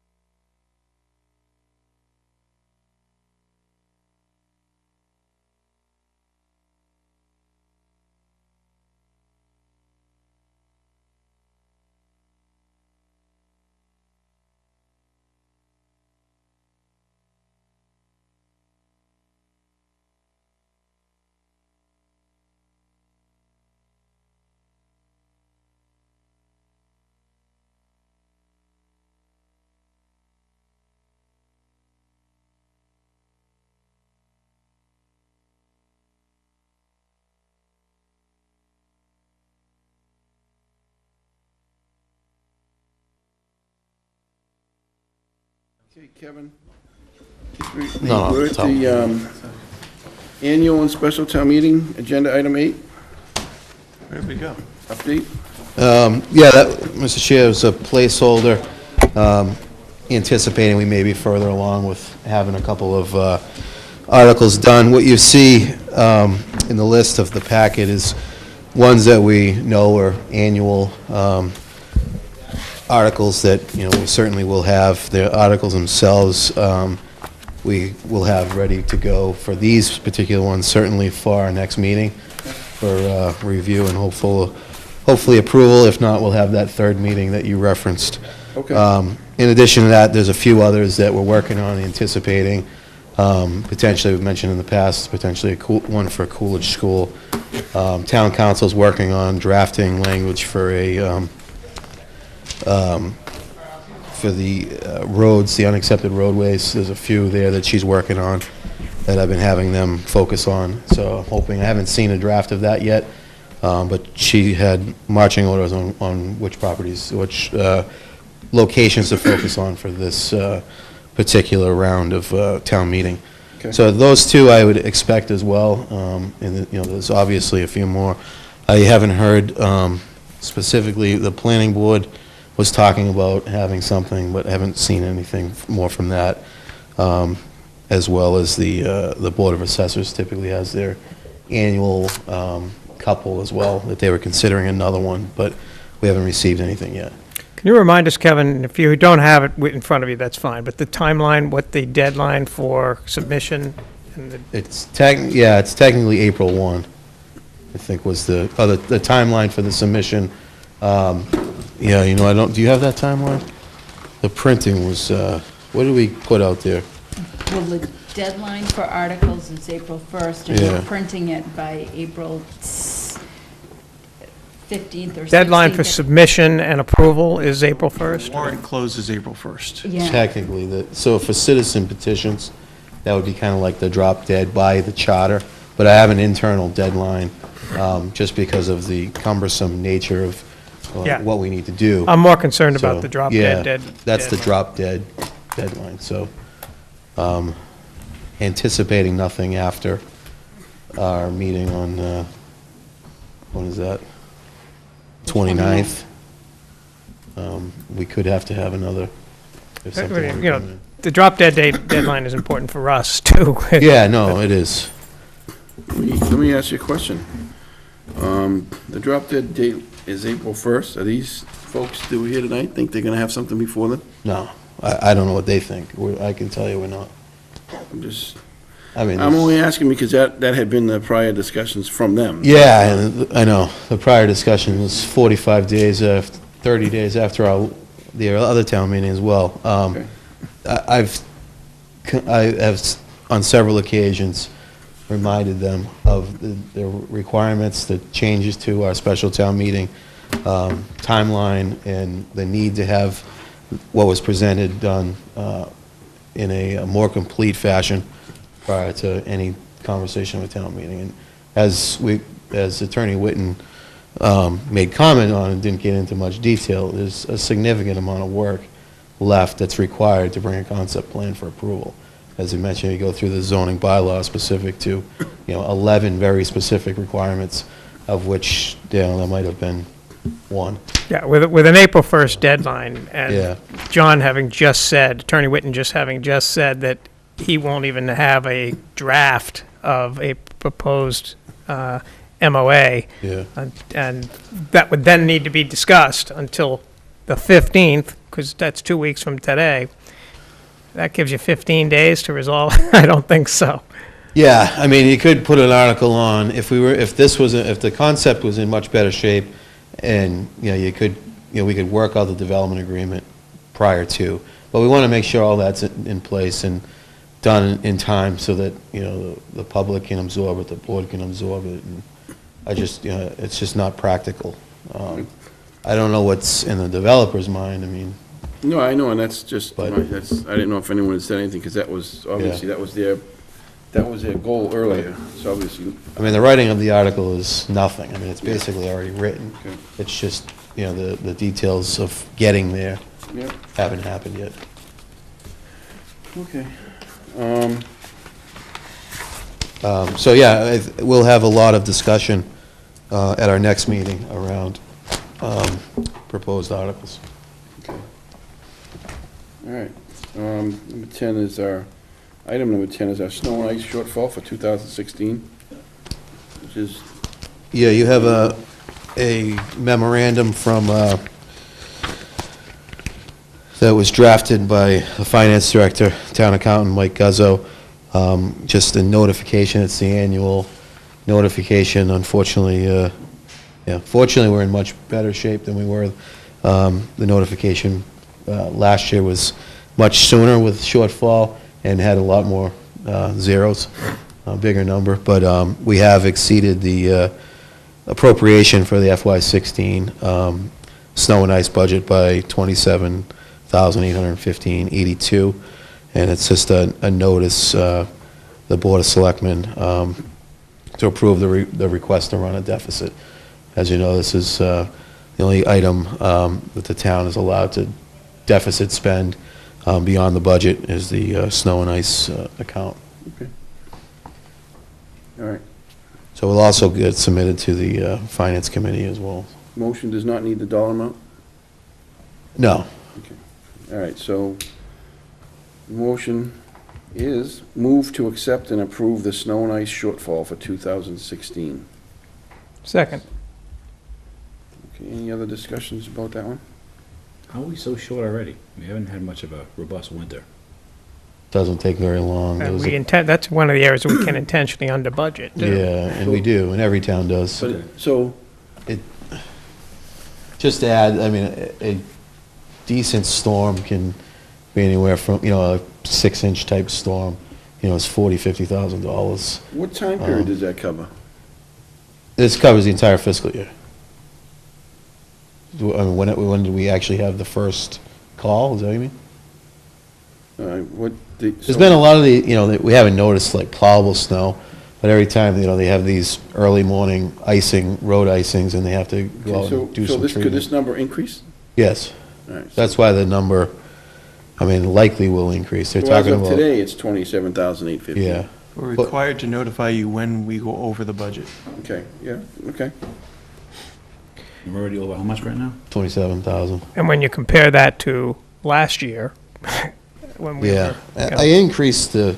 $500,000 over. Increased the snow and ice budget intentionally a little bit to cover sort of kind of cost of living and benefit increases on the salary side for 16, which hadn't been increased for many, many years. And most towns do not increase it because once you do, you can't decrease it.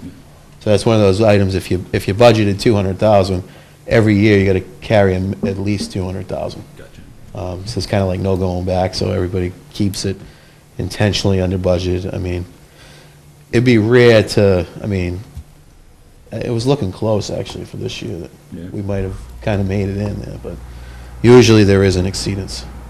Okay. Yeah. Until it rains, then goes to 23 degrees right after that, and we spend the next 3 days salting. Well, yeah, that's it. Sounds like that's gonna happen tonight. Yeah. But Let's get out of here. yeah, we're ready to go. All right, so, So that's why you don't vote in a number, because it's just notice that we are over, and, the end number will be the end number. okay. Any other comments about this one? All those in favor? Number 11, the illegal dumping and roadside debris. I actually added that as an agenda item at the request of Selectman Gavin for discussions around some complaints and some, in the last couple of weeks, so we had identified locations.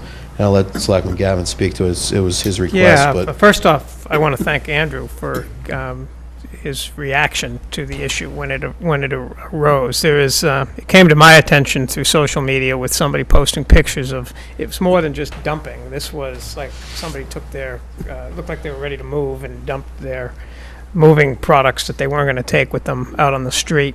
And I guess I just wanted to have the board be aware of this and also talk about ways that we might be able to address it in the future. I think the DPW and through Andrew's approach did a great job of getting it out of there, and people were happy about the fact that we responded so quickly.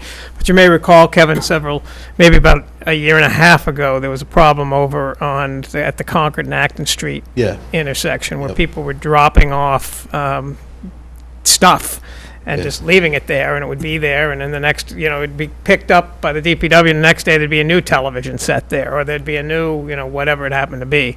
So I don't know, other than patrolling, I don't know what answer there might be, but I wanted to bring it to the board's attention so that we could at least recognize it as an issue and, potentially come up with, I don't know if there's fines for people who are caught doing it. If there are not, maybe we should create some. I don't know if there are other things we could do.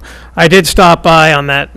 It came to my attention on a Saturday night. I stopped by the Sunday morning at the location, took some pictures of my own, and also then went and spoke with the neighbors who were extremely frustrated over the fact that this had happened. And I've heard from others that it had happened at that particular location more than once. It wasn't like there was a sign out there that said free or anything like that. It was just a pile of trash. Well, it kind of comes back to a little bit of trash attracts trash. So the place you referenced on Concord and Acton Street actually had drop-off bins. So people would come by, they'd be leaving their donations, and that escalated to every day people saw stuff on the ground, so they were adding to it. This particular location was kind of odd because it doesn't warrant that, other than the fact that it's an abandoned property, in the sense that there's nobody there. It's not like it it was dumped in front of somebody's house that's resided, it's it's right by the landfill, the building that's vacant. So somebody clearly, must have seen it as an opportunity that nobody's watching. To speak to your questions you had on the other thing, there's solid waste regulations that are in place that allow the police department as well as the health agent to issue citations and fines if found, in the act or after the fact. And most of the time when we have these situations, the police will have them go out with its bags of stuff that's left. And in the past, historically, we've actually have gone to people's homes and found, we've identified them as a source, they've been fined, et cetera. So it's tough when it's a bulk good like a TV, that's just left there. It's tough to, unless there's a license plate, which we have had, stuff like that. But usually what we find is a lot of the dumping that's happening is in conservation areas that aren't watched. We've tried to add additional signage, but if kind of folks know that nobody's really down there, then, some will do it anyway. But we have caught individuals doing it as well. It's a tough thing. Unless Yeah, it's I know in this unless it's a instance, the repeat police location. department Yeah. did scurry through it to see if there was anything with identifying information on it, and there was not, so. The neighbors across the street and the units across the Right, street. yeah, Oak Ridge. They all tend to agree that it was a neighbor who had moved out of there within the last couple weeks. And that coincided with the morning of their departure in their moving van was the same time that the trash appeared, and some of the neighbors have even suggested that they recognize some of the stuff in the pile as being from that apartment, so. Yeah, I That's mean, for what it's worth, but to David's point, I mean, what can you do? It's against the law to litter, and aside from having somebody, I mean, it'd be tough to police every spot in town, but we do have fines for that type of thing, so what more can you do, if anything? That's private property, you said? It's abandoned property, or what's the status of the property that the stuff is? Well, it was that old, what was it, a rug place, I think, at one point? Next to the dog park is? No, I know exactly what you're talking about, I've seen stuff there Yeah, before. I mean, it's not But what's the abandoned. status of it, like, who I don't owns know, it? I don't know. Because ultimately. It's not occupied. It's not occupied. It's not abandoned, it's just not occupied. Yeah. Pay their taxes. And, from what the neighbor told me, the owner of that property had stopped by that Sunday morning as well, and he was very upset from what they said. Yeah. And he was talking to them about putting surveillance cameras on the property so that in the future, if something is left there, they can actually have the surveillance. I probably shouldn't say that on television, but Right. It's too late now. yeah. They're actually, I mean, you can reach them and they're reasonable. We've had a lot of times discussions with them about using their lot for staging. So it's not like that it's abandoned and there's nobody there, that particular resident. Yeah, I But understand it was used. I where heard we the s- story it was like, used kind of when my they were doing point the to that Waltham was where Street we Bridge. see the continuous dumping and the spikes is in abandoned, not resided in areas. One place we had a problem with quite a bit was the abandoned home that the town owns on Rockland Ave, for a number of cases of just dumping there, and that's where it hasn't been an issue lately. There's some stuff posted, but over the years we have had incidents there, and that's one of the locations where the police were able to identify through trash who did it. It was only a few streets over, but Right up the street on Acton Street? Yeah. A lot of that.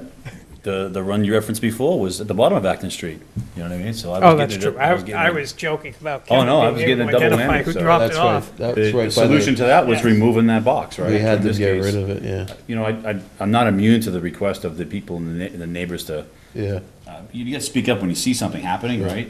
And, the second part is if it's private property, it's their responsibility to put a camera up there if they want. Otherwise, I'm sorry, but, I mean, I'd like to help out as much as we can, but it's not the DPW's job or the police department's job to police somebody's property. No, you're absolutely correct. In most cases, this one was a little questionable because of, where it was located. It was sort of out on the curb, et cetera. But 99% of the time, what's going to end up happening is the poor owner that owns the property that had it dumped on is going to end up having to be forced to remove it because they would get an enforcement order because they're the property owner. So ultimately, as you said, it's their responsibility. So 99% of the time, we don't find somebody doing it, you know, in the act of doing it, then they become responsible.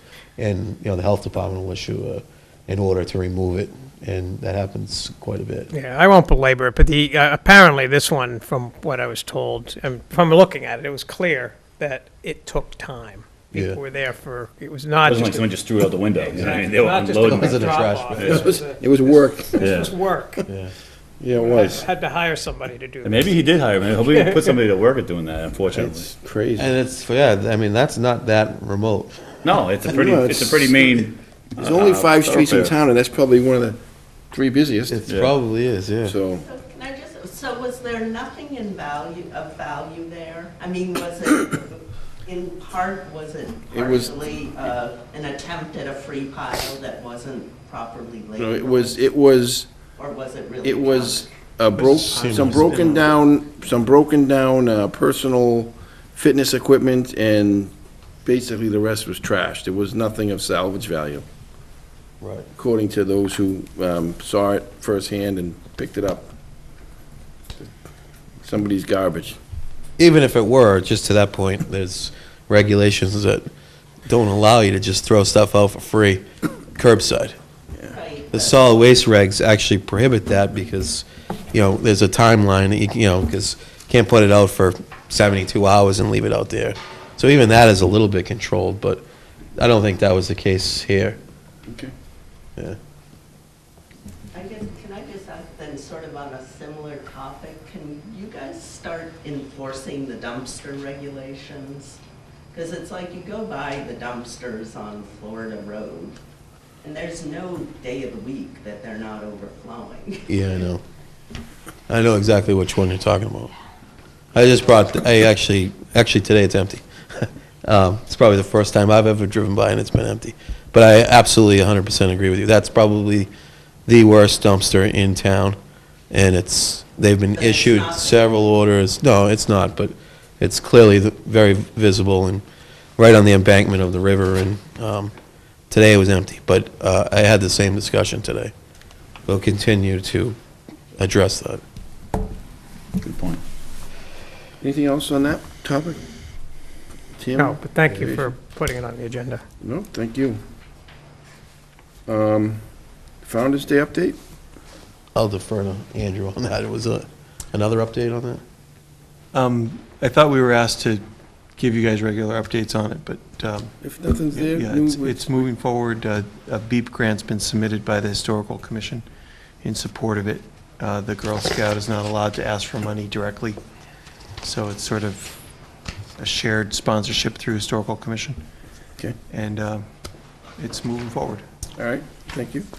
Just one other thought, Chris, on that. We saw another letter from her. She's also doing a project at school, and she had said that there was some, she was going to invite us, some type of media in politics. And my daughter came home from school on Thursday and said they made an announcement that the governor will be there. So the governor's coming to Maynard sometime in April, apparently, for that event. That's right. It was announced at the school committee meeting last week, not that the governor was coming. That wasn't confirmed last week, but she presented to the school committee. I believe it's the 28th of April, and early evening. Photo op, David, photo op. There you go. For all of us. We got Governor Patrick's photo with us at one point. Not me. I missed that one, happily. He was in town for the. It's a whole other story. For the wastewater treatment plant. Yeah, he was walking around in front of the coffee shop, wasn't he? He was. Yeah, I got a couple photo ops there. Tackled for some pictures over downtown, yeah. Electric vehicle charging station. 7 p.m. at the high school auditorium on the 28th of April. April 28th, okay. Okay. Moving She right promised us seats. in the Economic auditorium. Development update. Just a couple items, not much on that front.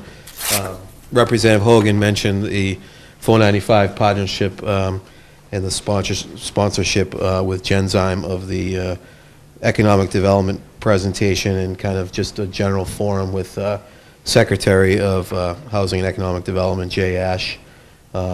Secretary Ash was there and kind of spoke to the group. I did not attend. It's been a busy week, but Town planner Bill Nemser did go, as did the chairman of our Economic Development Committee, Dave Krieger. They both attended, and I don't have any updates beyond that. I haven't been able to touch base with Bill, but that was this morning, and I had registered, but didn't end up going. Kind of aligned with that, we have been having conversations with Secretary Ash's office and some other folks about trying to get the secretary out to Maynard. And he's expressed an interest in coming out and particularly exploring what's happening in town, particularly with the mill, and the mill space is of significant interest of his, and kind of housing as a whole in the community, in the region. So it's likely that probably in the spring we may have Secretary Ash and some other folks come out to Maynard and join us, be doing a more formal invite in the near future to kind of follow up with him. But he has expressed interest and said he would be interested in coming out. So we have the Bill as well has received some inquiries, few inquiries with regards to the BEEP grant. There's a couple, my understanding, that are looking at potential projects that include outdoor seating proposals, and we're seeing, I think, we've had great weather, so I think people are starting to think about it sooner than they normally do. They normally come to the board and are looking for outdoor seating opportunities, those that have alcohol licenses in town. But we're seeing that demand kind of spike a little bit, and we're seeing the interest in conversations starting sooner by at least a couple of establishments that would like to have a strong consideration for expanding and doing some more outdoor seating opportunities with the restaurant establishments. And there is some, I don't know the exact details of the applications that were submitted, but some of those, I think, were geared towards outdoor seating opportunities. The other thing I had was a new convenience store will be opening called Maynard Convenience. It's at 39 Main Street, next to Aubuchon, small little retail commercial space to the left of Aubuchon on Main Street if you're facing it. They've come in today for a DBA license with the town clerk's office, and they've filed a common vicular application. Talking about that small little narrow store, that's Yeah, it about looks as really big as small. the area that you guys are sitting in? 39 is listed as the nail place, though. That's what 39 is. Yeah. Unless there's I was two trying to 39s. figure that out. I didn't speak with them. I know. The last one down is a really narrow, Just a small. tiny little one, right? It's not very big, whatever. I think the parcel is labeled 39 to 43, so it's possible it's a different storefront. None of them are very, but the other ones are occupied. So. Yeah, the nail place has a big 39 on the window. It's right next to the barber shop. Yeah. And there's a dog grooming place or something right next Yeah. to that. Right. Interesting. But they filed a common Let's go vic. next and, door. they'll be before the board. Hopefully they know what space is Next door, there. right? Hopefully they do, yeah. My nails done. We had that The whole problem. building? My They did? dog groom. The whole building? Stop Yeah. shopping. What's that? He bought the whole building. Who did? The guy that's gonna open the Oh, convenience it's the store. new, Yeah, oh, he's- okay. yeah. Oh, okay. Yeah, he's a new landlord, yeah. He actually owns the parcel of land that the Aubuchon building Oh, he's the is one. on. That's part of the issue that's Yeah. going on with. So that was part of that whole issue with Open Table, and that still hasn't worked out. It's sort of one building on two parcels of land with different owners. So the owner, He has the deed own land With both now? ownership. No, he owns 39 through 43. oh, okay. and He owns that building, but he also is the same owner that owns the parcel that the piece of Aubuchon is on, but he doesn't own Just the piece. other parcel. So it's essentially, he's looking to get paid for the use of that building on his land. Oh, And I that had to hasn't pay been, somebody when no one's using it. that hasn't been worked out yet. okay. Yeah. Okay. So that's really it. There's a couple of other kind of exploration conversations that have come in. We've had one that, I don't know if it's going to go anywhere, with some interest from a overseas, a broker from here that's working with an overseas Chinese school that is looking at exploring the Stratus building. They have actually, the broker came out, met with Bill and the building commissioner at potential uses of a not only a school education component, but some sort of dormitory.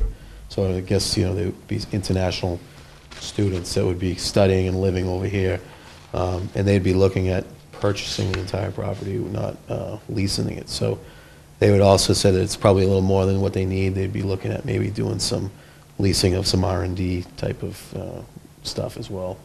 But it's still, that was just conversationally, but it's good to know that there's been some movement and some discussions of that location, because that's a... Kevin, if you can, a few weeks back, you mentioned that there, and if it's like proprietary for the mill or whatever, that's fine.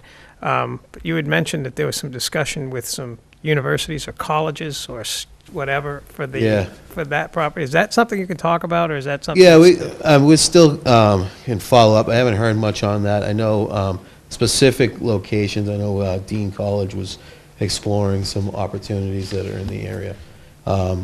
There's been other conversations with other universities in the region as to, sort of satellite campus locations. Everybody from Framingham State to, UMass Lowell to Middlesex Community College. Some of those that, but the strong interest was with, was with Dean College, and I don't know if it's still there, but. With which college? Dean. Franklin, I think, right? Yeah. So I do know that the property owners would love to have a higher education, some form of classroom type of, it's definitely of an interest of theirs, and they continue to explore that. And we've done some stuff sort of behind the scenes with some connections to try to make that happen as well. So, but nothing definitive as of yet. We haven't heard anything more. Thank you. It'd be nice. I think it'd be a nice use, a different Well, component. if it's daytime classes and you Yeah. have more people downtown that have to get lunch and. Be good. Kevin, is the Stratus building empty now, or are they still moving? They're not out completely yet, no. When are they supposed to be fully operational over at Mill Main? It's April 1. Initially, it was March 16th. My last conversation was that they were going to be in there April 1. I don't know if that has been pushed back anymore. Have you heard? I heard the 8th, but April 8th. I didn't hear it. I didn't hear it from the, the people who would definitively know.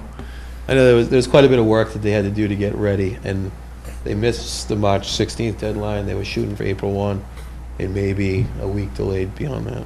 Gotcha. So maybe start and finish of the move or something like that. yeah. And same with the brewery. I haven't heard much there as far as where they're going to be at. I don't see that hitting. They haven't pulled permits. April 1, yeah. They have There's not? No, there's a lot. They haven't done anything other than demolition, and most of the work being done over there is being done by the mill, who has pulled permits. But the brew pub people have not yet pulled the permits to do their fit up. They just opened Flank, the same company, over in Waltham at the old Polaroid site. Their grand opening for that was about 2 weeks ago. Mhm. And, we believe they've been focusing all their attention on that. It'll be the same construction group. The concern is, once we start getting to license renewal time, which, granted, this is only March. Hmm? It still hasn't been approved yet. It hasn't gone, yeah. Yeah, I mean, last conference, they were shooting for April 1. I don't think they're that far out. Once they get going on the build-out, it should go fairly quickly. I mean, they've just invested a couple $100,000 in equipment. Oh, I'm sure it's coming. I just in wish it their would interest hurry up. to get going as well. Yeah. But David's thirsty. yeah, it would be nice to sooner rather than later. Anything else there? Economic development. TA updates, the housing production plan has officially been adopted by the Department of Housing and Community Development. Staff has written a grant to allow for preparation and funding for some inclusionary zoning bylaws to require for both determination of the award is expected within the next few weeks, and that's another MAPC grant opportunity. And MAPC would be ideal if that comes through, because we would be able to go off of the MAPC's expertise in, if the grant was awarded, and hopefully go through the process, and the goal would be to prepare some inclusionary zoning bylaws, possibly for next fall town meeting, if we were to get to that point, so sometime for the fall, possibly. The Sterling Management, mentioned in the past, is prepared at this point to present to the Board of Selectmen. We were hoping to get them on the next agenda to talk with Chris and see what we have lined up priority-wise, but worst case, they may get pushed out into our meeting in April. But they're ready to meet with the board. And then just to add to that, there's been a tax worker that's working on helping out some with items, but they're also working on a survey for the golf course of all the golfers with regards to Sterling Management and the course itself and et cetera. Kind of a survey assessment, so those that, I think they have a distribution of like 1,500 people or something like that. Who has it? Brad has it. When's that starting? I think they're doing that in the next couple of weeks. The survey's drafted. We've made some tweaks to it. It should be final probably by tomorrow. And then Joanne's going to meet with Brad and get it out. It's an electronic survey, the SurveyMonkey tool, Yeah. so they'll send the link out via the emails. It'll be an email Any idea distribution. when they're supposed to or scheduled to open for the season? We've heard that if the weather's good, then Kevin Osgood told me yesterday that they were going to open this weekend if the weather holds. There you go, Chris. So, and that's not, they're not going to, publicly announce that, other than what we just did. I'll be Just. somewhere. People are out there playing now. Yeah, Not just sort of the some soft. nuts, they play. I saw a guy out there when I was meeting with the manager. Actually, this year's practice driving and stuff. Actually, this year's the first year in a long time that they actually put a sign up that it's closed. They don't want anyone out there 'cause it's still wet. Yeah. But you damage things if you're out there in that wet, but. yeah, the Could ground be is it. Some definitely, people don't read the rules. ground's definitely moist. And if you golf like I do, that's a big concern. Be doing a lot of repairs. So. Aaron McCloskey, our facilities manager, had completed his second Massachusetts Public Procurement Official class, the MC PPO official designation. He passed the test and is now qualified to manage construction purchasing for the town. He had done the other MC PPO class and exam, passed that. This is the second phase, so he is now certified as an official public procurement official. He won't actually have the official designation yet because there's you have to have a certain number of years of work. But he's got it's in the training. He has the. Yeah, he has the exam pass, but the designation is earned once you accumulate so much time. But he's been great with that stuff, with making sure. He's also been a good assistance to the DPW as well, with working with them with some bidding and purchasing stuff that issues that they have to deal with as well. So he's been a good resource for them to tap into as well. We've submitted a grant application for the Commonwealth Department of Revenue IT grant program on behalf of the library for a needed wireless upgrade. It's a very specific grant with a very short turnaround time and specific criteria, and we've explored a lot of options, and there wasn't much that we were eligible for, but we're hoping that this was an area that the library had identified and was pretty much sort of shovel-ready. So we'll see what happens with that. When will we hear about that?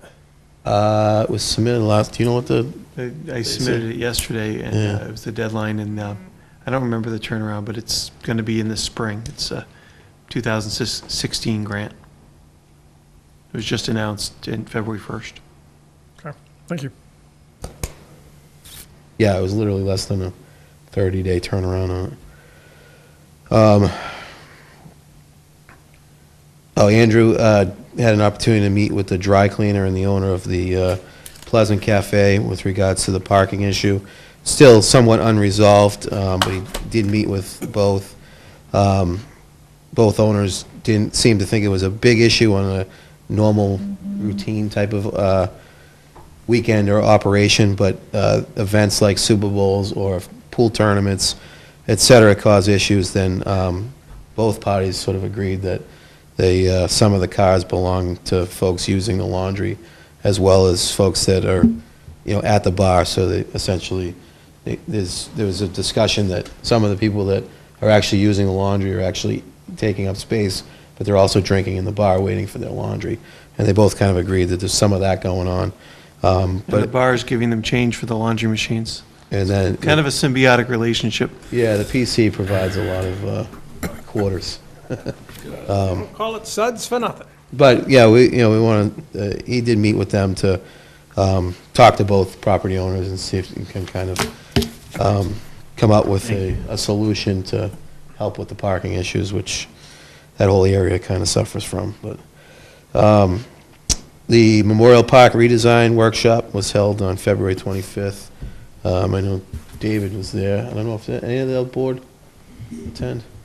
One thing I had mentioned to Kate was that that might become crucial too, is getting their support for a potential grant that come through. There's one that we're looking at, a Parks grant that's tied in with the DCR, from the state DCR, Department of Conservation and Recreation, and getting her support on some of those applications as we look for potential with a design. Once we have a design, potential funding sources to get there.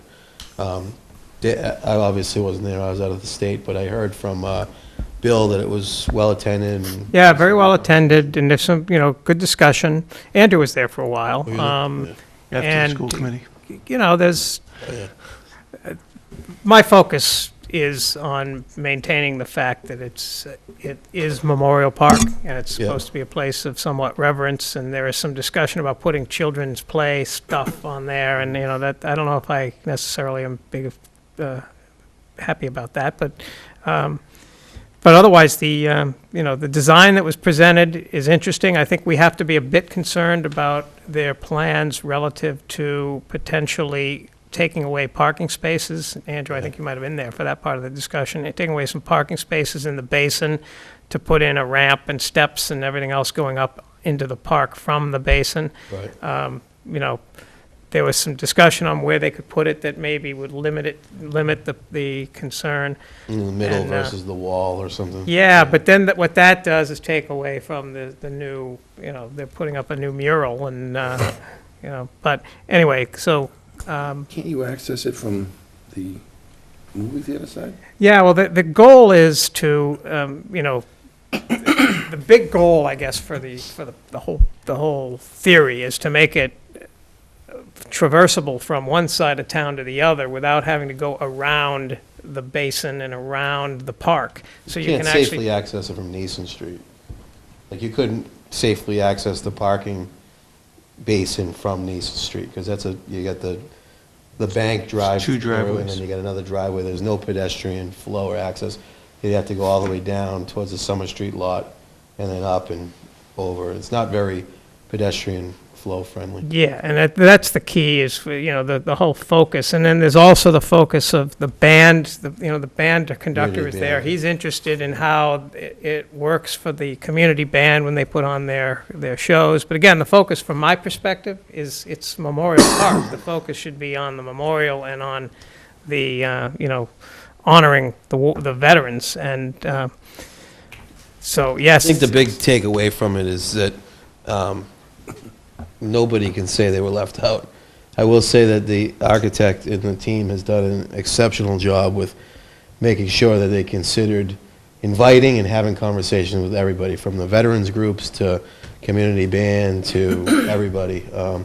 Cultural, everybody has had an opportunity to voice their opinions and have these discussions, and not only the public forums, but us, as individual groups outside of that. So they've done a great job with that. So whatever comes out of the sort of the final design has had a lot of input from pretty much every group. I don't know how we keep taking parking spaces away from the basin and all these other places. How we keep taking parking spaces from parking areas in town when we're I think they heard that loud and clear. just dying for spaces to And park. at the first meeting I stood up and actually spoke to that issue. Yeah. And so she said, well, we can design a walkway and a ramp that doesn't take away spaces. And they took away 7 and then replaced them with 4 on the other side in a kind of a complex approach. That's a net loss of 3. And there was some discussion as a result of that about some traffic flow issues that may create down in the basin. So, there's still some discussion to go on. Thank you. The only other thing I had is that we're drafting a complete streets policy at some point for review by the board. It must be, I've mentioned in the past that we have to have a policy in place in order to request funding from the state. And we've been awarded a grant from the MAPC to complete, to begin the complete streets process outreach in education efforts. And we're expecting that, I think, to kick off in March. I think Bill is scheduled for like March 26th or something like that. He's already scheduled it out. We're working with Chris Cushell from MAPC on it and looking at similar to policies to others that have adopted, but one primarily is the Littleton, which actually adopted a resolution after us, but has adopted an actual policy already. So again, a lot of those grants that are available, whether they're tied with sort of that MassWorks grant and some of the other ones, have asked if you have a complete streets policy, if you've had a community compact, which we do, things like that. So just sort of a criteria on a lot of those. And I think that's it. That's all I had. Okay. I was going to mention the HPP. That's out. I know I had not a long discussion, but Andrew was part of it, and so was Aaron, about a couple places in town where there's some people tapping maple trees, kind of without permission type of thing. Yep. And I guess, since we put George Parker through a process and kind of by way of doing that, establish rules, I mean, we ought to make anybody that wants to do that go through the rules. And I think it's appropriate that we request that the Housing Authority do the same thing and use the same set of rules just going forward, so that anywhere in town where there's, taps and stuff hanging from trees, that somebody at least is controlling it, that is in a position to control it. Yeah, on any public land. I mean, it doesn't need to be cumbersome, but at least, to the point where, George had to, he gave us a contract, and he is a lawyer. That's his job. That was his, until he retired, he was a lawyer, so I'm sure whatever he gave us, we could use as a boilerplate and just have that become the document for all, because it's... Yeah, that was our contract. We gave it to him. The one place left... signed it. The one place left where some of them permission is off of Concord Street, and it looks like a war zone with all, tubes and hoses and stuff hanging all over the place, plastic. It looks like crap. I mean, we should control it. I just, whatever. So, just something to think about. Can we get, the next item was, can we get another... Permission from MHA. Another update on the Board of Selectmen, our goals, where we're at with our goals, where we think we're at, and maybe just kind of go through those, pick those off. And then I guess the last thing I have is, it came up tonight, but I was talking about it anyways with you, kind of a roundabout way, is the MOA numbers. Yeah. For memorandum, when are we gonna, when will we be discussing those, or where are we with that? I mean, Attorney Whitten keeps saying that, those numbers will be up to us. Well, we should at least know what they are, what we're looking for. Yeah. To Kate's point, she said that the state has there's something out there that she's looking into for, the intersections at Concord and Brown or in other places. So where do we, that was included last time in the MOA, wasn't it? No. No. That wasn't one of them. It wasn't one? No, it's existing intersections that currently exist. And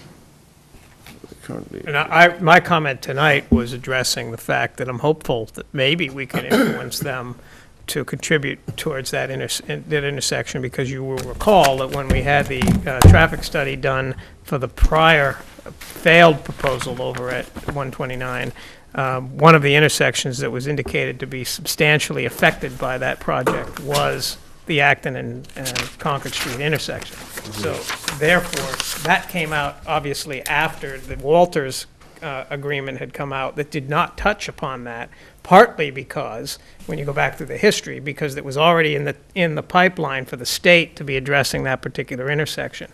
But the fact is that... Yeah, but the fact is that now that if we indeed go forward, as it appears we are quickly doing so with 129, then we have that impact at that intersection that is, we know from the prior study, and I would anticipate it would be the same from a newer study, that an intersection that's already dangerous is going to have increased traffic flow, and that's exactly why we have the mitigation built into so we may want to consider addressing that with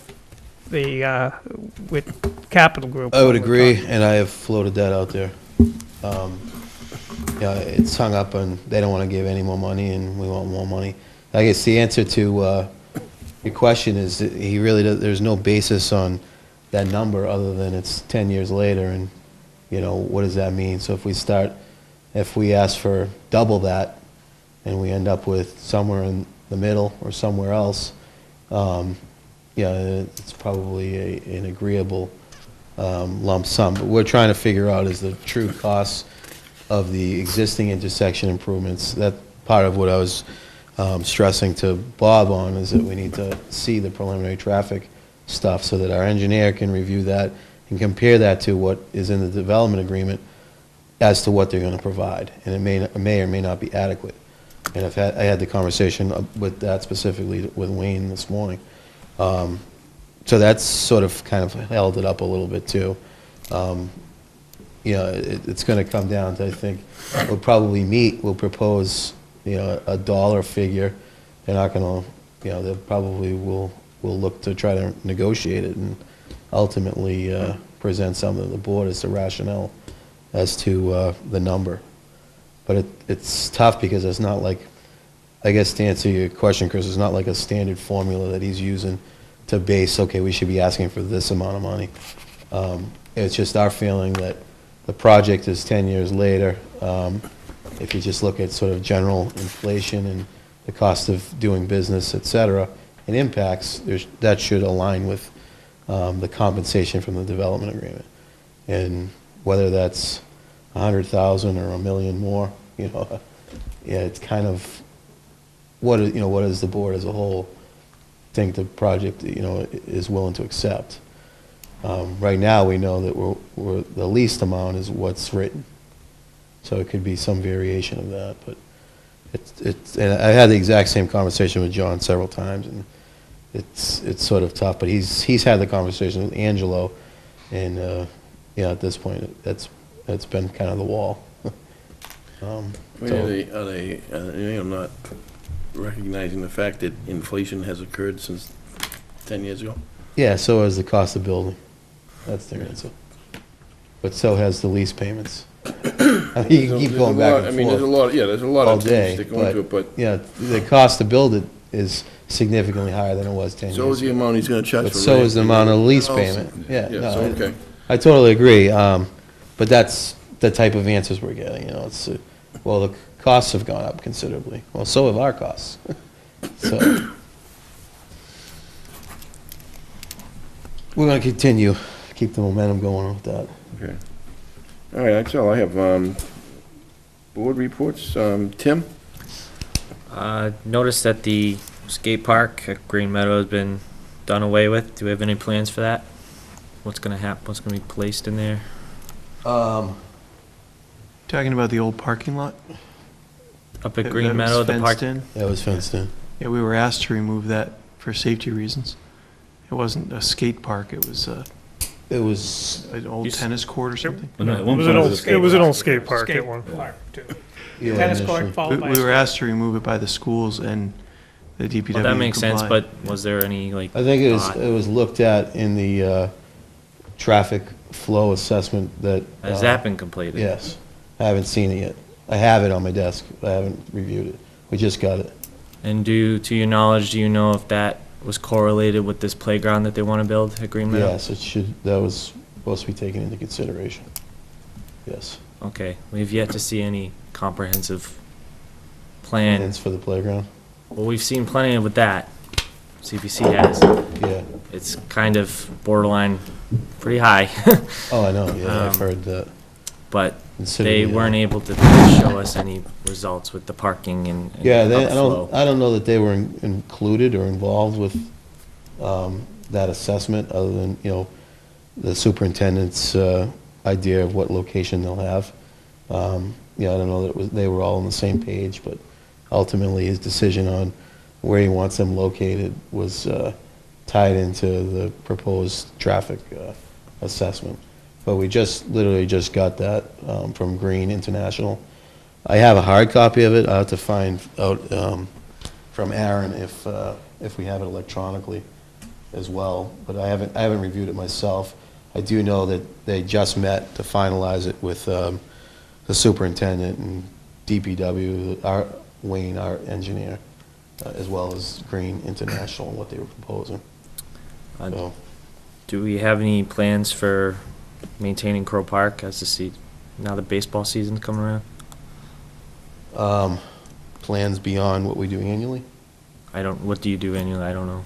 Yeah, I think there'll be much more of a focus this year on parks and playgrounds as a whole, now that we have a dedicated group with a foreman that actually has, defined work orders and things like that. We've already seen the improvements happen in the cemetery. Mark Currier is now the dedicated foreman for a whole season. And I know I've had conversations with Chris along, the parks as a priority for that. The specific details I don't have, but I know that they'll be much more focused on all, not only there, but also at Coolidge and the other fields in town that the town maintains. All set. Terrence? Nothing. David? Yeah, I don't want to generate a large conversation over this, but as the Water and Sewer Commissioners, I expected that we would have a conversation tonight about, the whole issue with the water that came up over the last few days. I'm wondering if it's possible to get a timeline so that we all have an understanding of when tests were done, when the town was notified of the test results, when a report was made to the state, and when the state reported back to the community. The reason I ask that is I just want to know, what the standard procedure is if there is a failed test, when the public gets notified. And there's a lot of rumors out there, there's a lot of talk out there, and I don't know if we all know what the real answer is. I saw the email that when Andrew sent us out an email, there was something from Chris that said we got the test results on December 16th or December something. And if we had test results on December something that said that we failed, I don't understand why, even though it was just slightly above what the standards are, why we didn't notify the public at that point that, hey, we failed the test, we're working on it, or whatever. Maybe that's not appropriate. Maybe it is. But it seems to me that a 2-month delay is something's going wrong with that. So I want to see if we can get a timeline as to when things happened so that we can then sit down and analyze and assess and then make a decision as the commissioners as to what our policy should be about notification on these types of issues. Yeah. You want to speak to it? Yeah, so we sat before this meeting with Kate Hogan and Jamie and went through just that with Chris Okafor, Tim O'Lally, the health Polytronic? Health agent. Health agent, and we talked about all that, and it's not necessarily our plan. It's a DEP set of rules and regulations we have to follow, and we misinterpreted a date, and therefore we were 8 days late in reporting. But that's not the right date. The date that we got the actual results. The samples were taken on December 16th. The results were received to the town January 7th. We then have 10 days to notify DEP, so it's not the other way around. We notify DEP. We have 10 days to notify them. We then have 30 days to notify the public. That time frame was missed by like 7 on the back end of it. And it was an oversight by the water sewer foreman, particularly because the way first of all, we've never had an exceedance, so we've never, in the 24 years he's been there, have we ever had to deal with this. They've also, since during that time frame, changed their form, the DEP has. So the form that they were using that we got the lab results from, for every time there's any type of a exceedance or an MCL increase, it tells you step instructions on what you're supposed to do. This, when it came back, said within 90 days, you need to submit a OEL or a corrective action plan. The corrective action plan would be due April 7th. When he got those test results, he immediately contacted our consulting company to work on developing a action plan. And so that piece of it, we're going to be far earlier than what we would have to do by the 90-day requirement. What he didn't realize that also, because the form now says you have to notify DEP within 10 days. The original one that we got from the lab didn't, but it has been updated. So in February, the form actually changed. Aside from that, the town, should have notified DEP when we saw the exceedance. It didn't happen that way. But nonetheless, we didn't get the results till January 7th. We then would have till January 17th to notify DEP, and we would then have another 30 days to notify the public or the users. So that was missed by about a week, and we recognize that. I met with DEP, Chris, Tim, myself, met with several individuals from Mass DEP in Worcester yesterday for about 3.5 hours, discussed the whole process. We're working with DEP to identify how we can best optimize our systems. They're going to come out and take a look at some of the chlorination and explore and see what else it has. But as an end result of that, we're doing a number of things that's happening.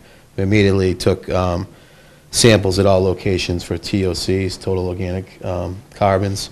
We have also immediately taken samples for the THMs before we flushed. Those were sent in yesterday. There's a 7 to 10 day turnaround time on those that we should get.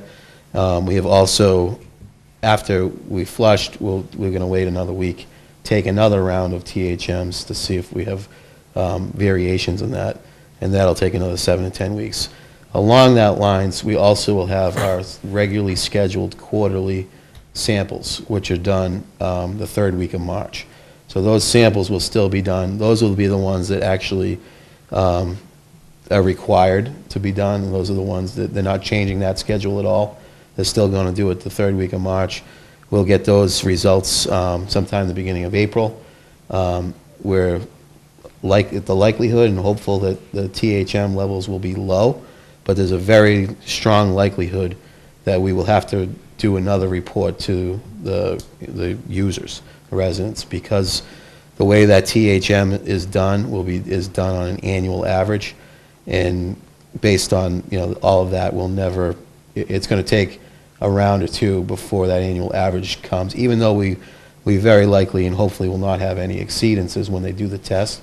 So the plan is to work with DEP. We've met with them on drafting a notice and a letter to everybody that will inform them that you're receiving this because there's a reporting exceedance requirement, but the actual test results did not exceed the levels. So because of that annual average piece, we still have to give notice because of the notice requirements, but we're hopeful that the result won't actually be a higher level. And then as Chris said, we had a meeting that was scheduled from last week to meet with Senator Eldridge, Representative Hogan, and kind of just inform them, because they've obviously received calls and any public interaction that they have. It's kind of where we're at. We've followed sort of our to-do list tasks. The water at this point is, it's safe to drink. It's, it's the biggest thing I think is going to be getting that message out to folks on the next round of sampling, if it comes out the way we're expecting, which is that the exceedance will be lower than what is required to be reported. But the annual average will bump it up. Thank you for the summary. I guess first question would be, we get ahead, I would assume or first comment would be, I guess we get ahead of that wave and maybe somehow create a public information release that says, hey, by the way, this is based on a 24-month annual.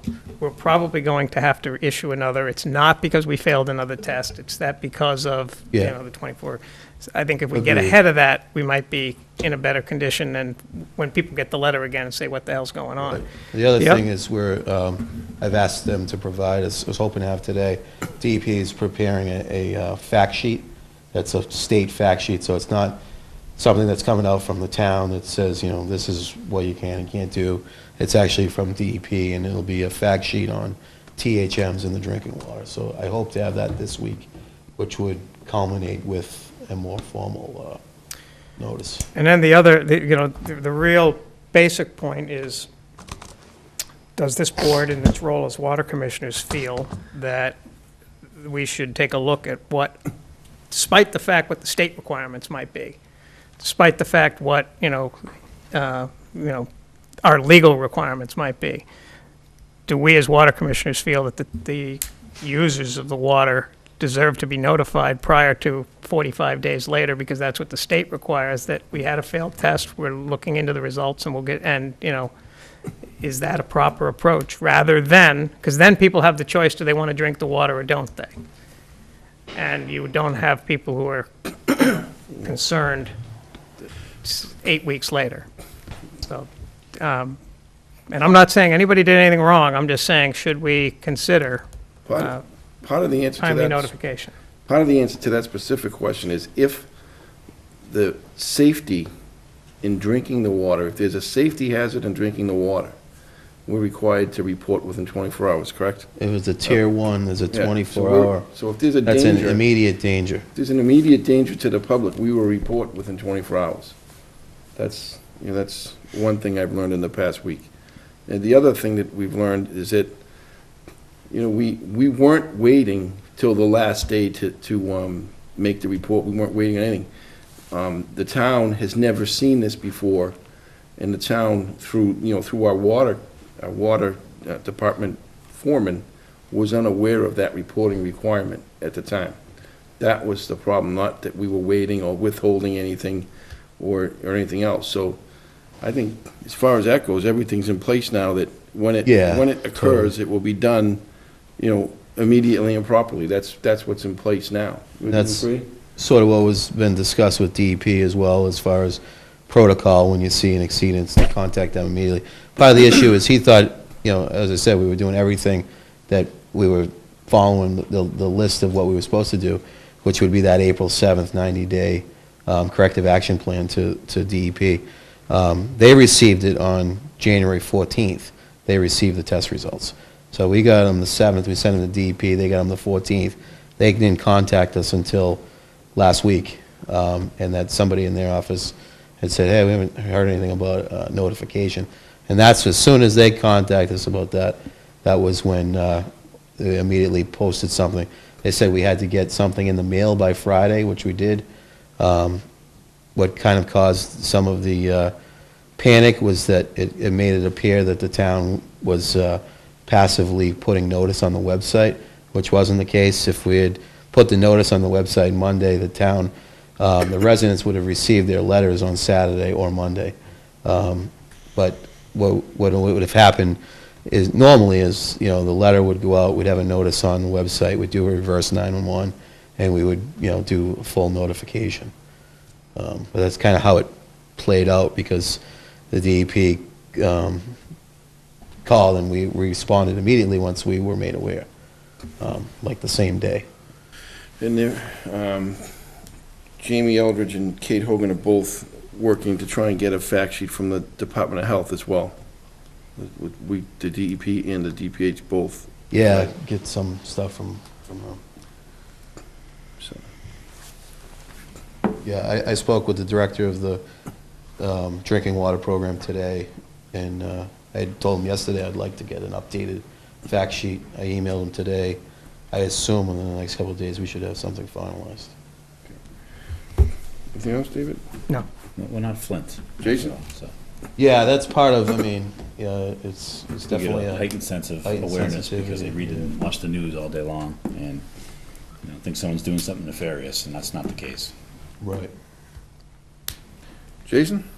I didn't have anything. I just want to add to what we kind of just discussed, which is, everything that was said here is correct, especially with the reporting requirements and the fact that, we're going out and, is there a health risk here?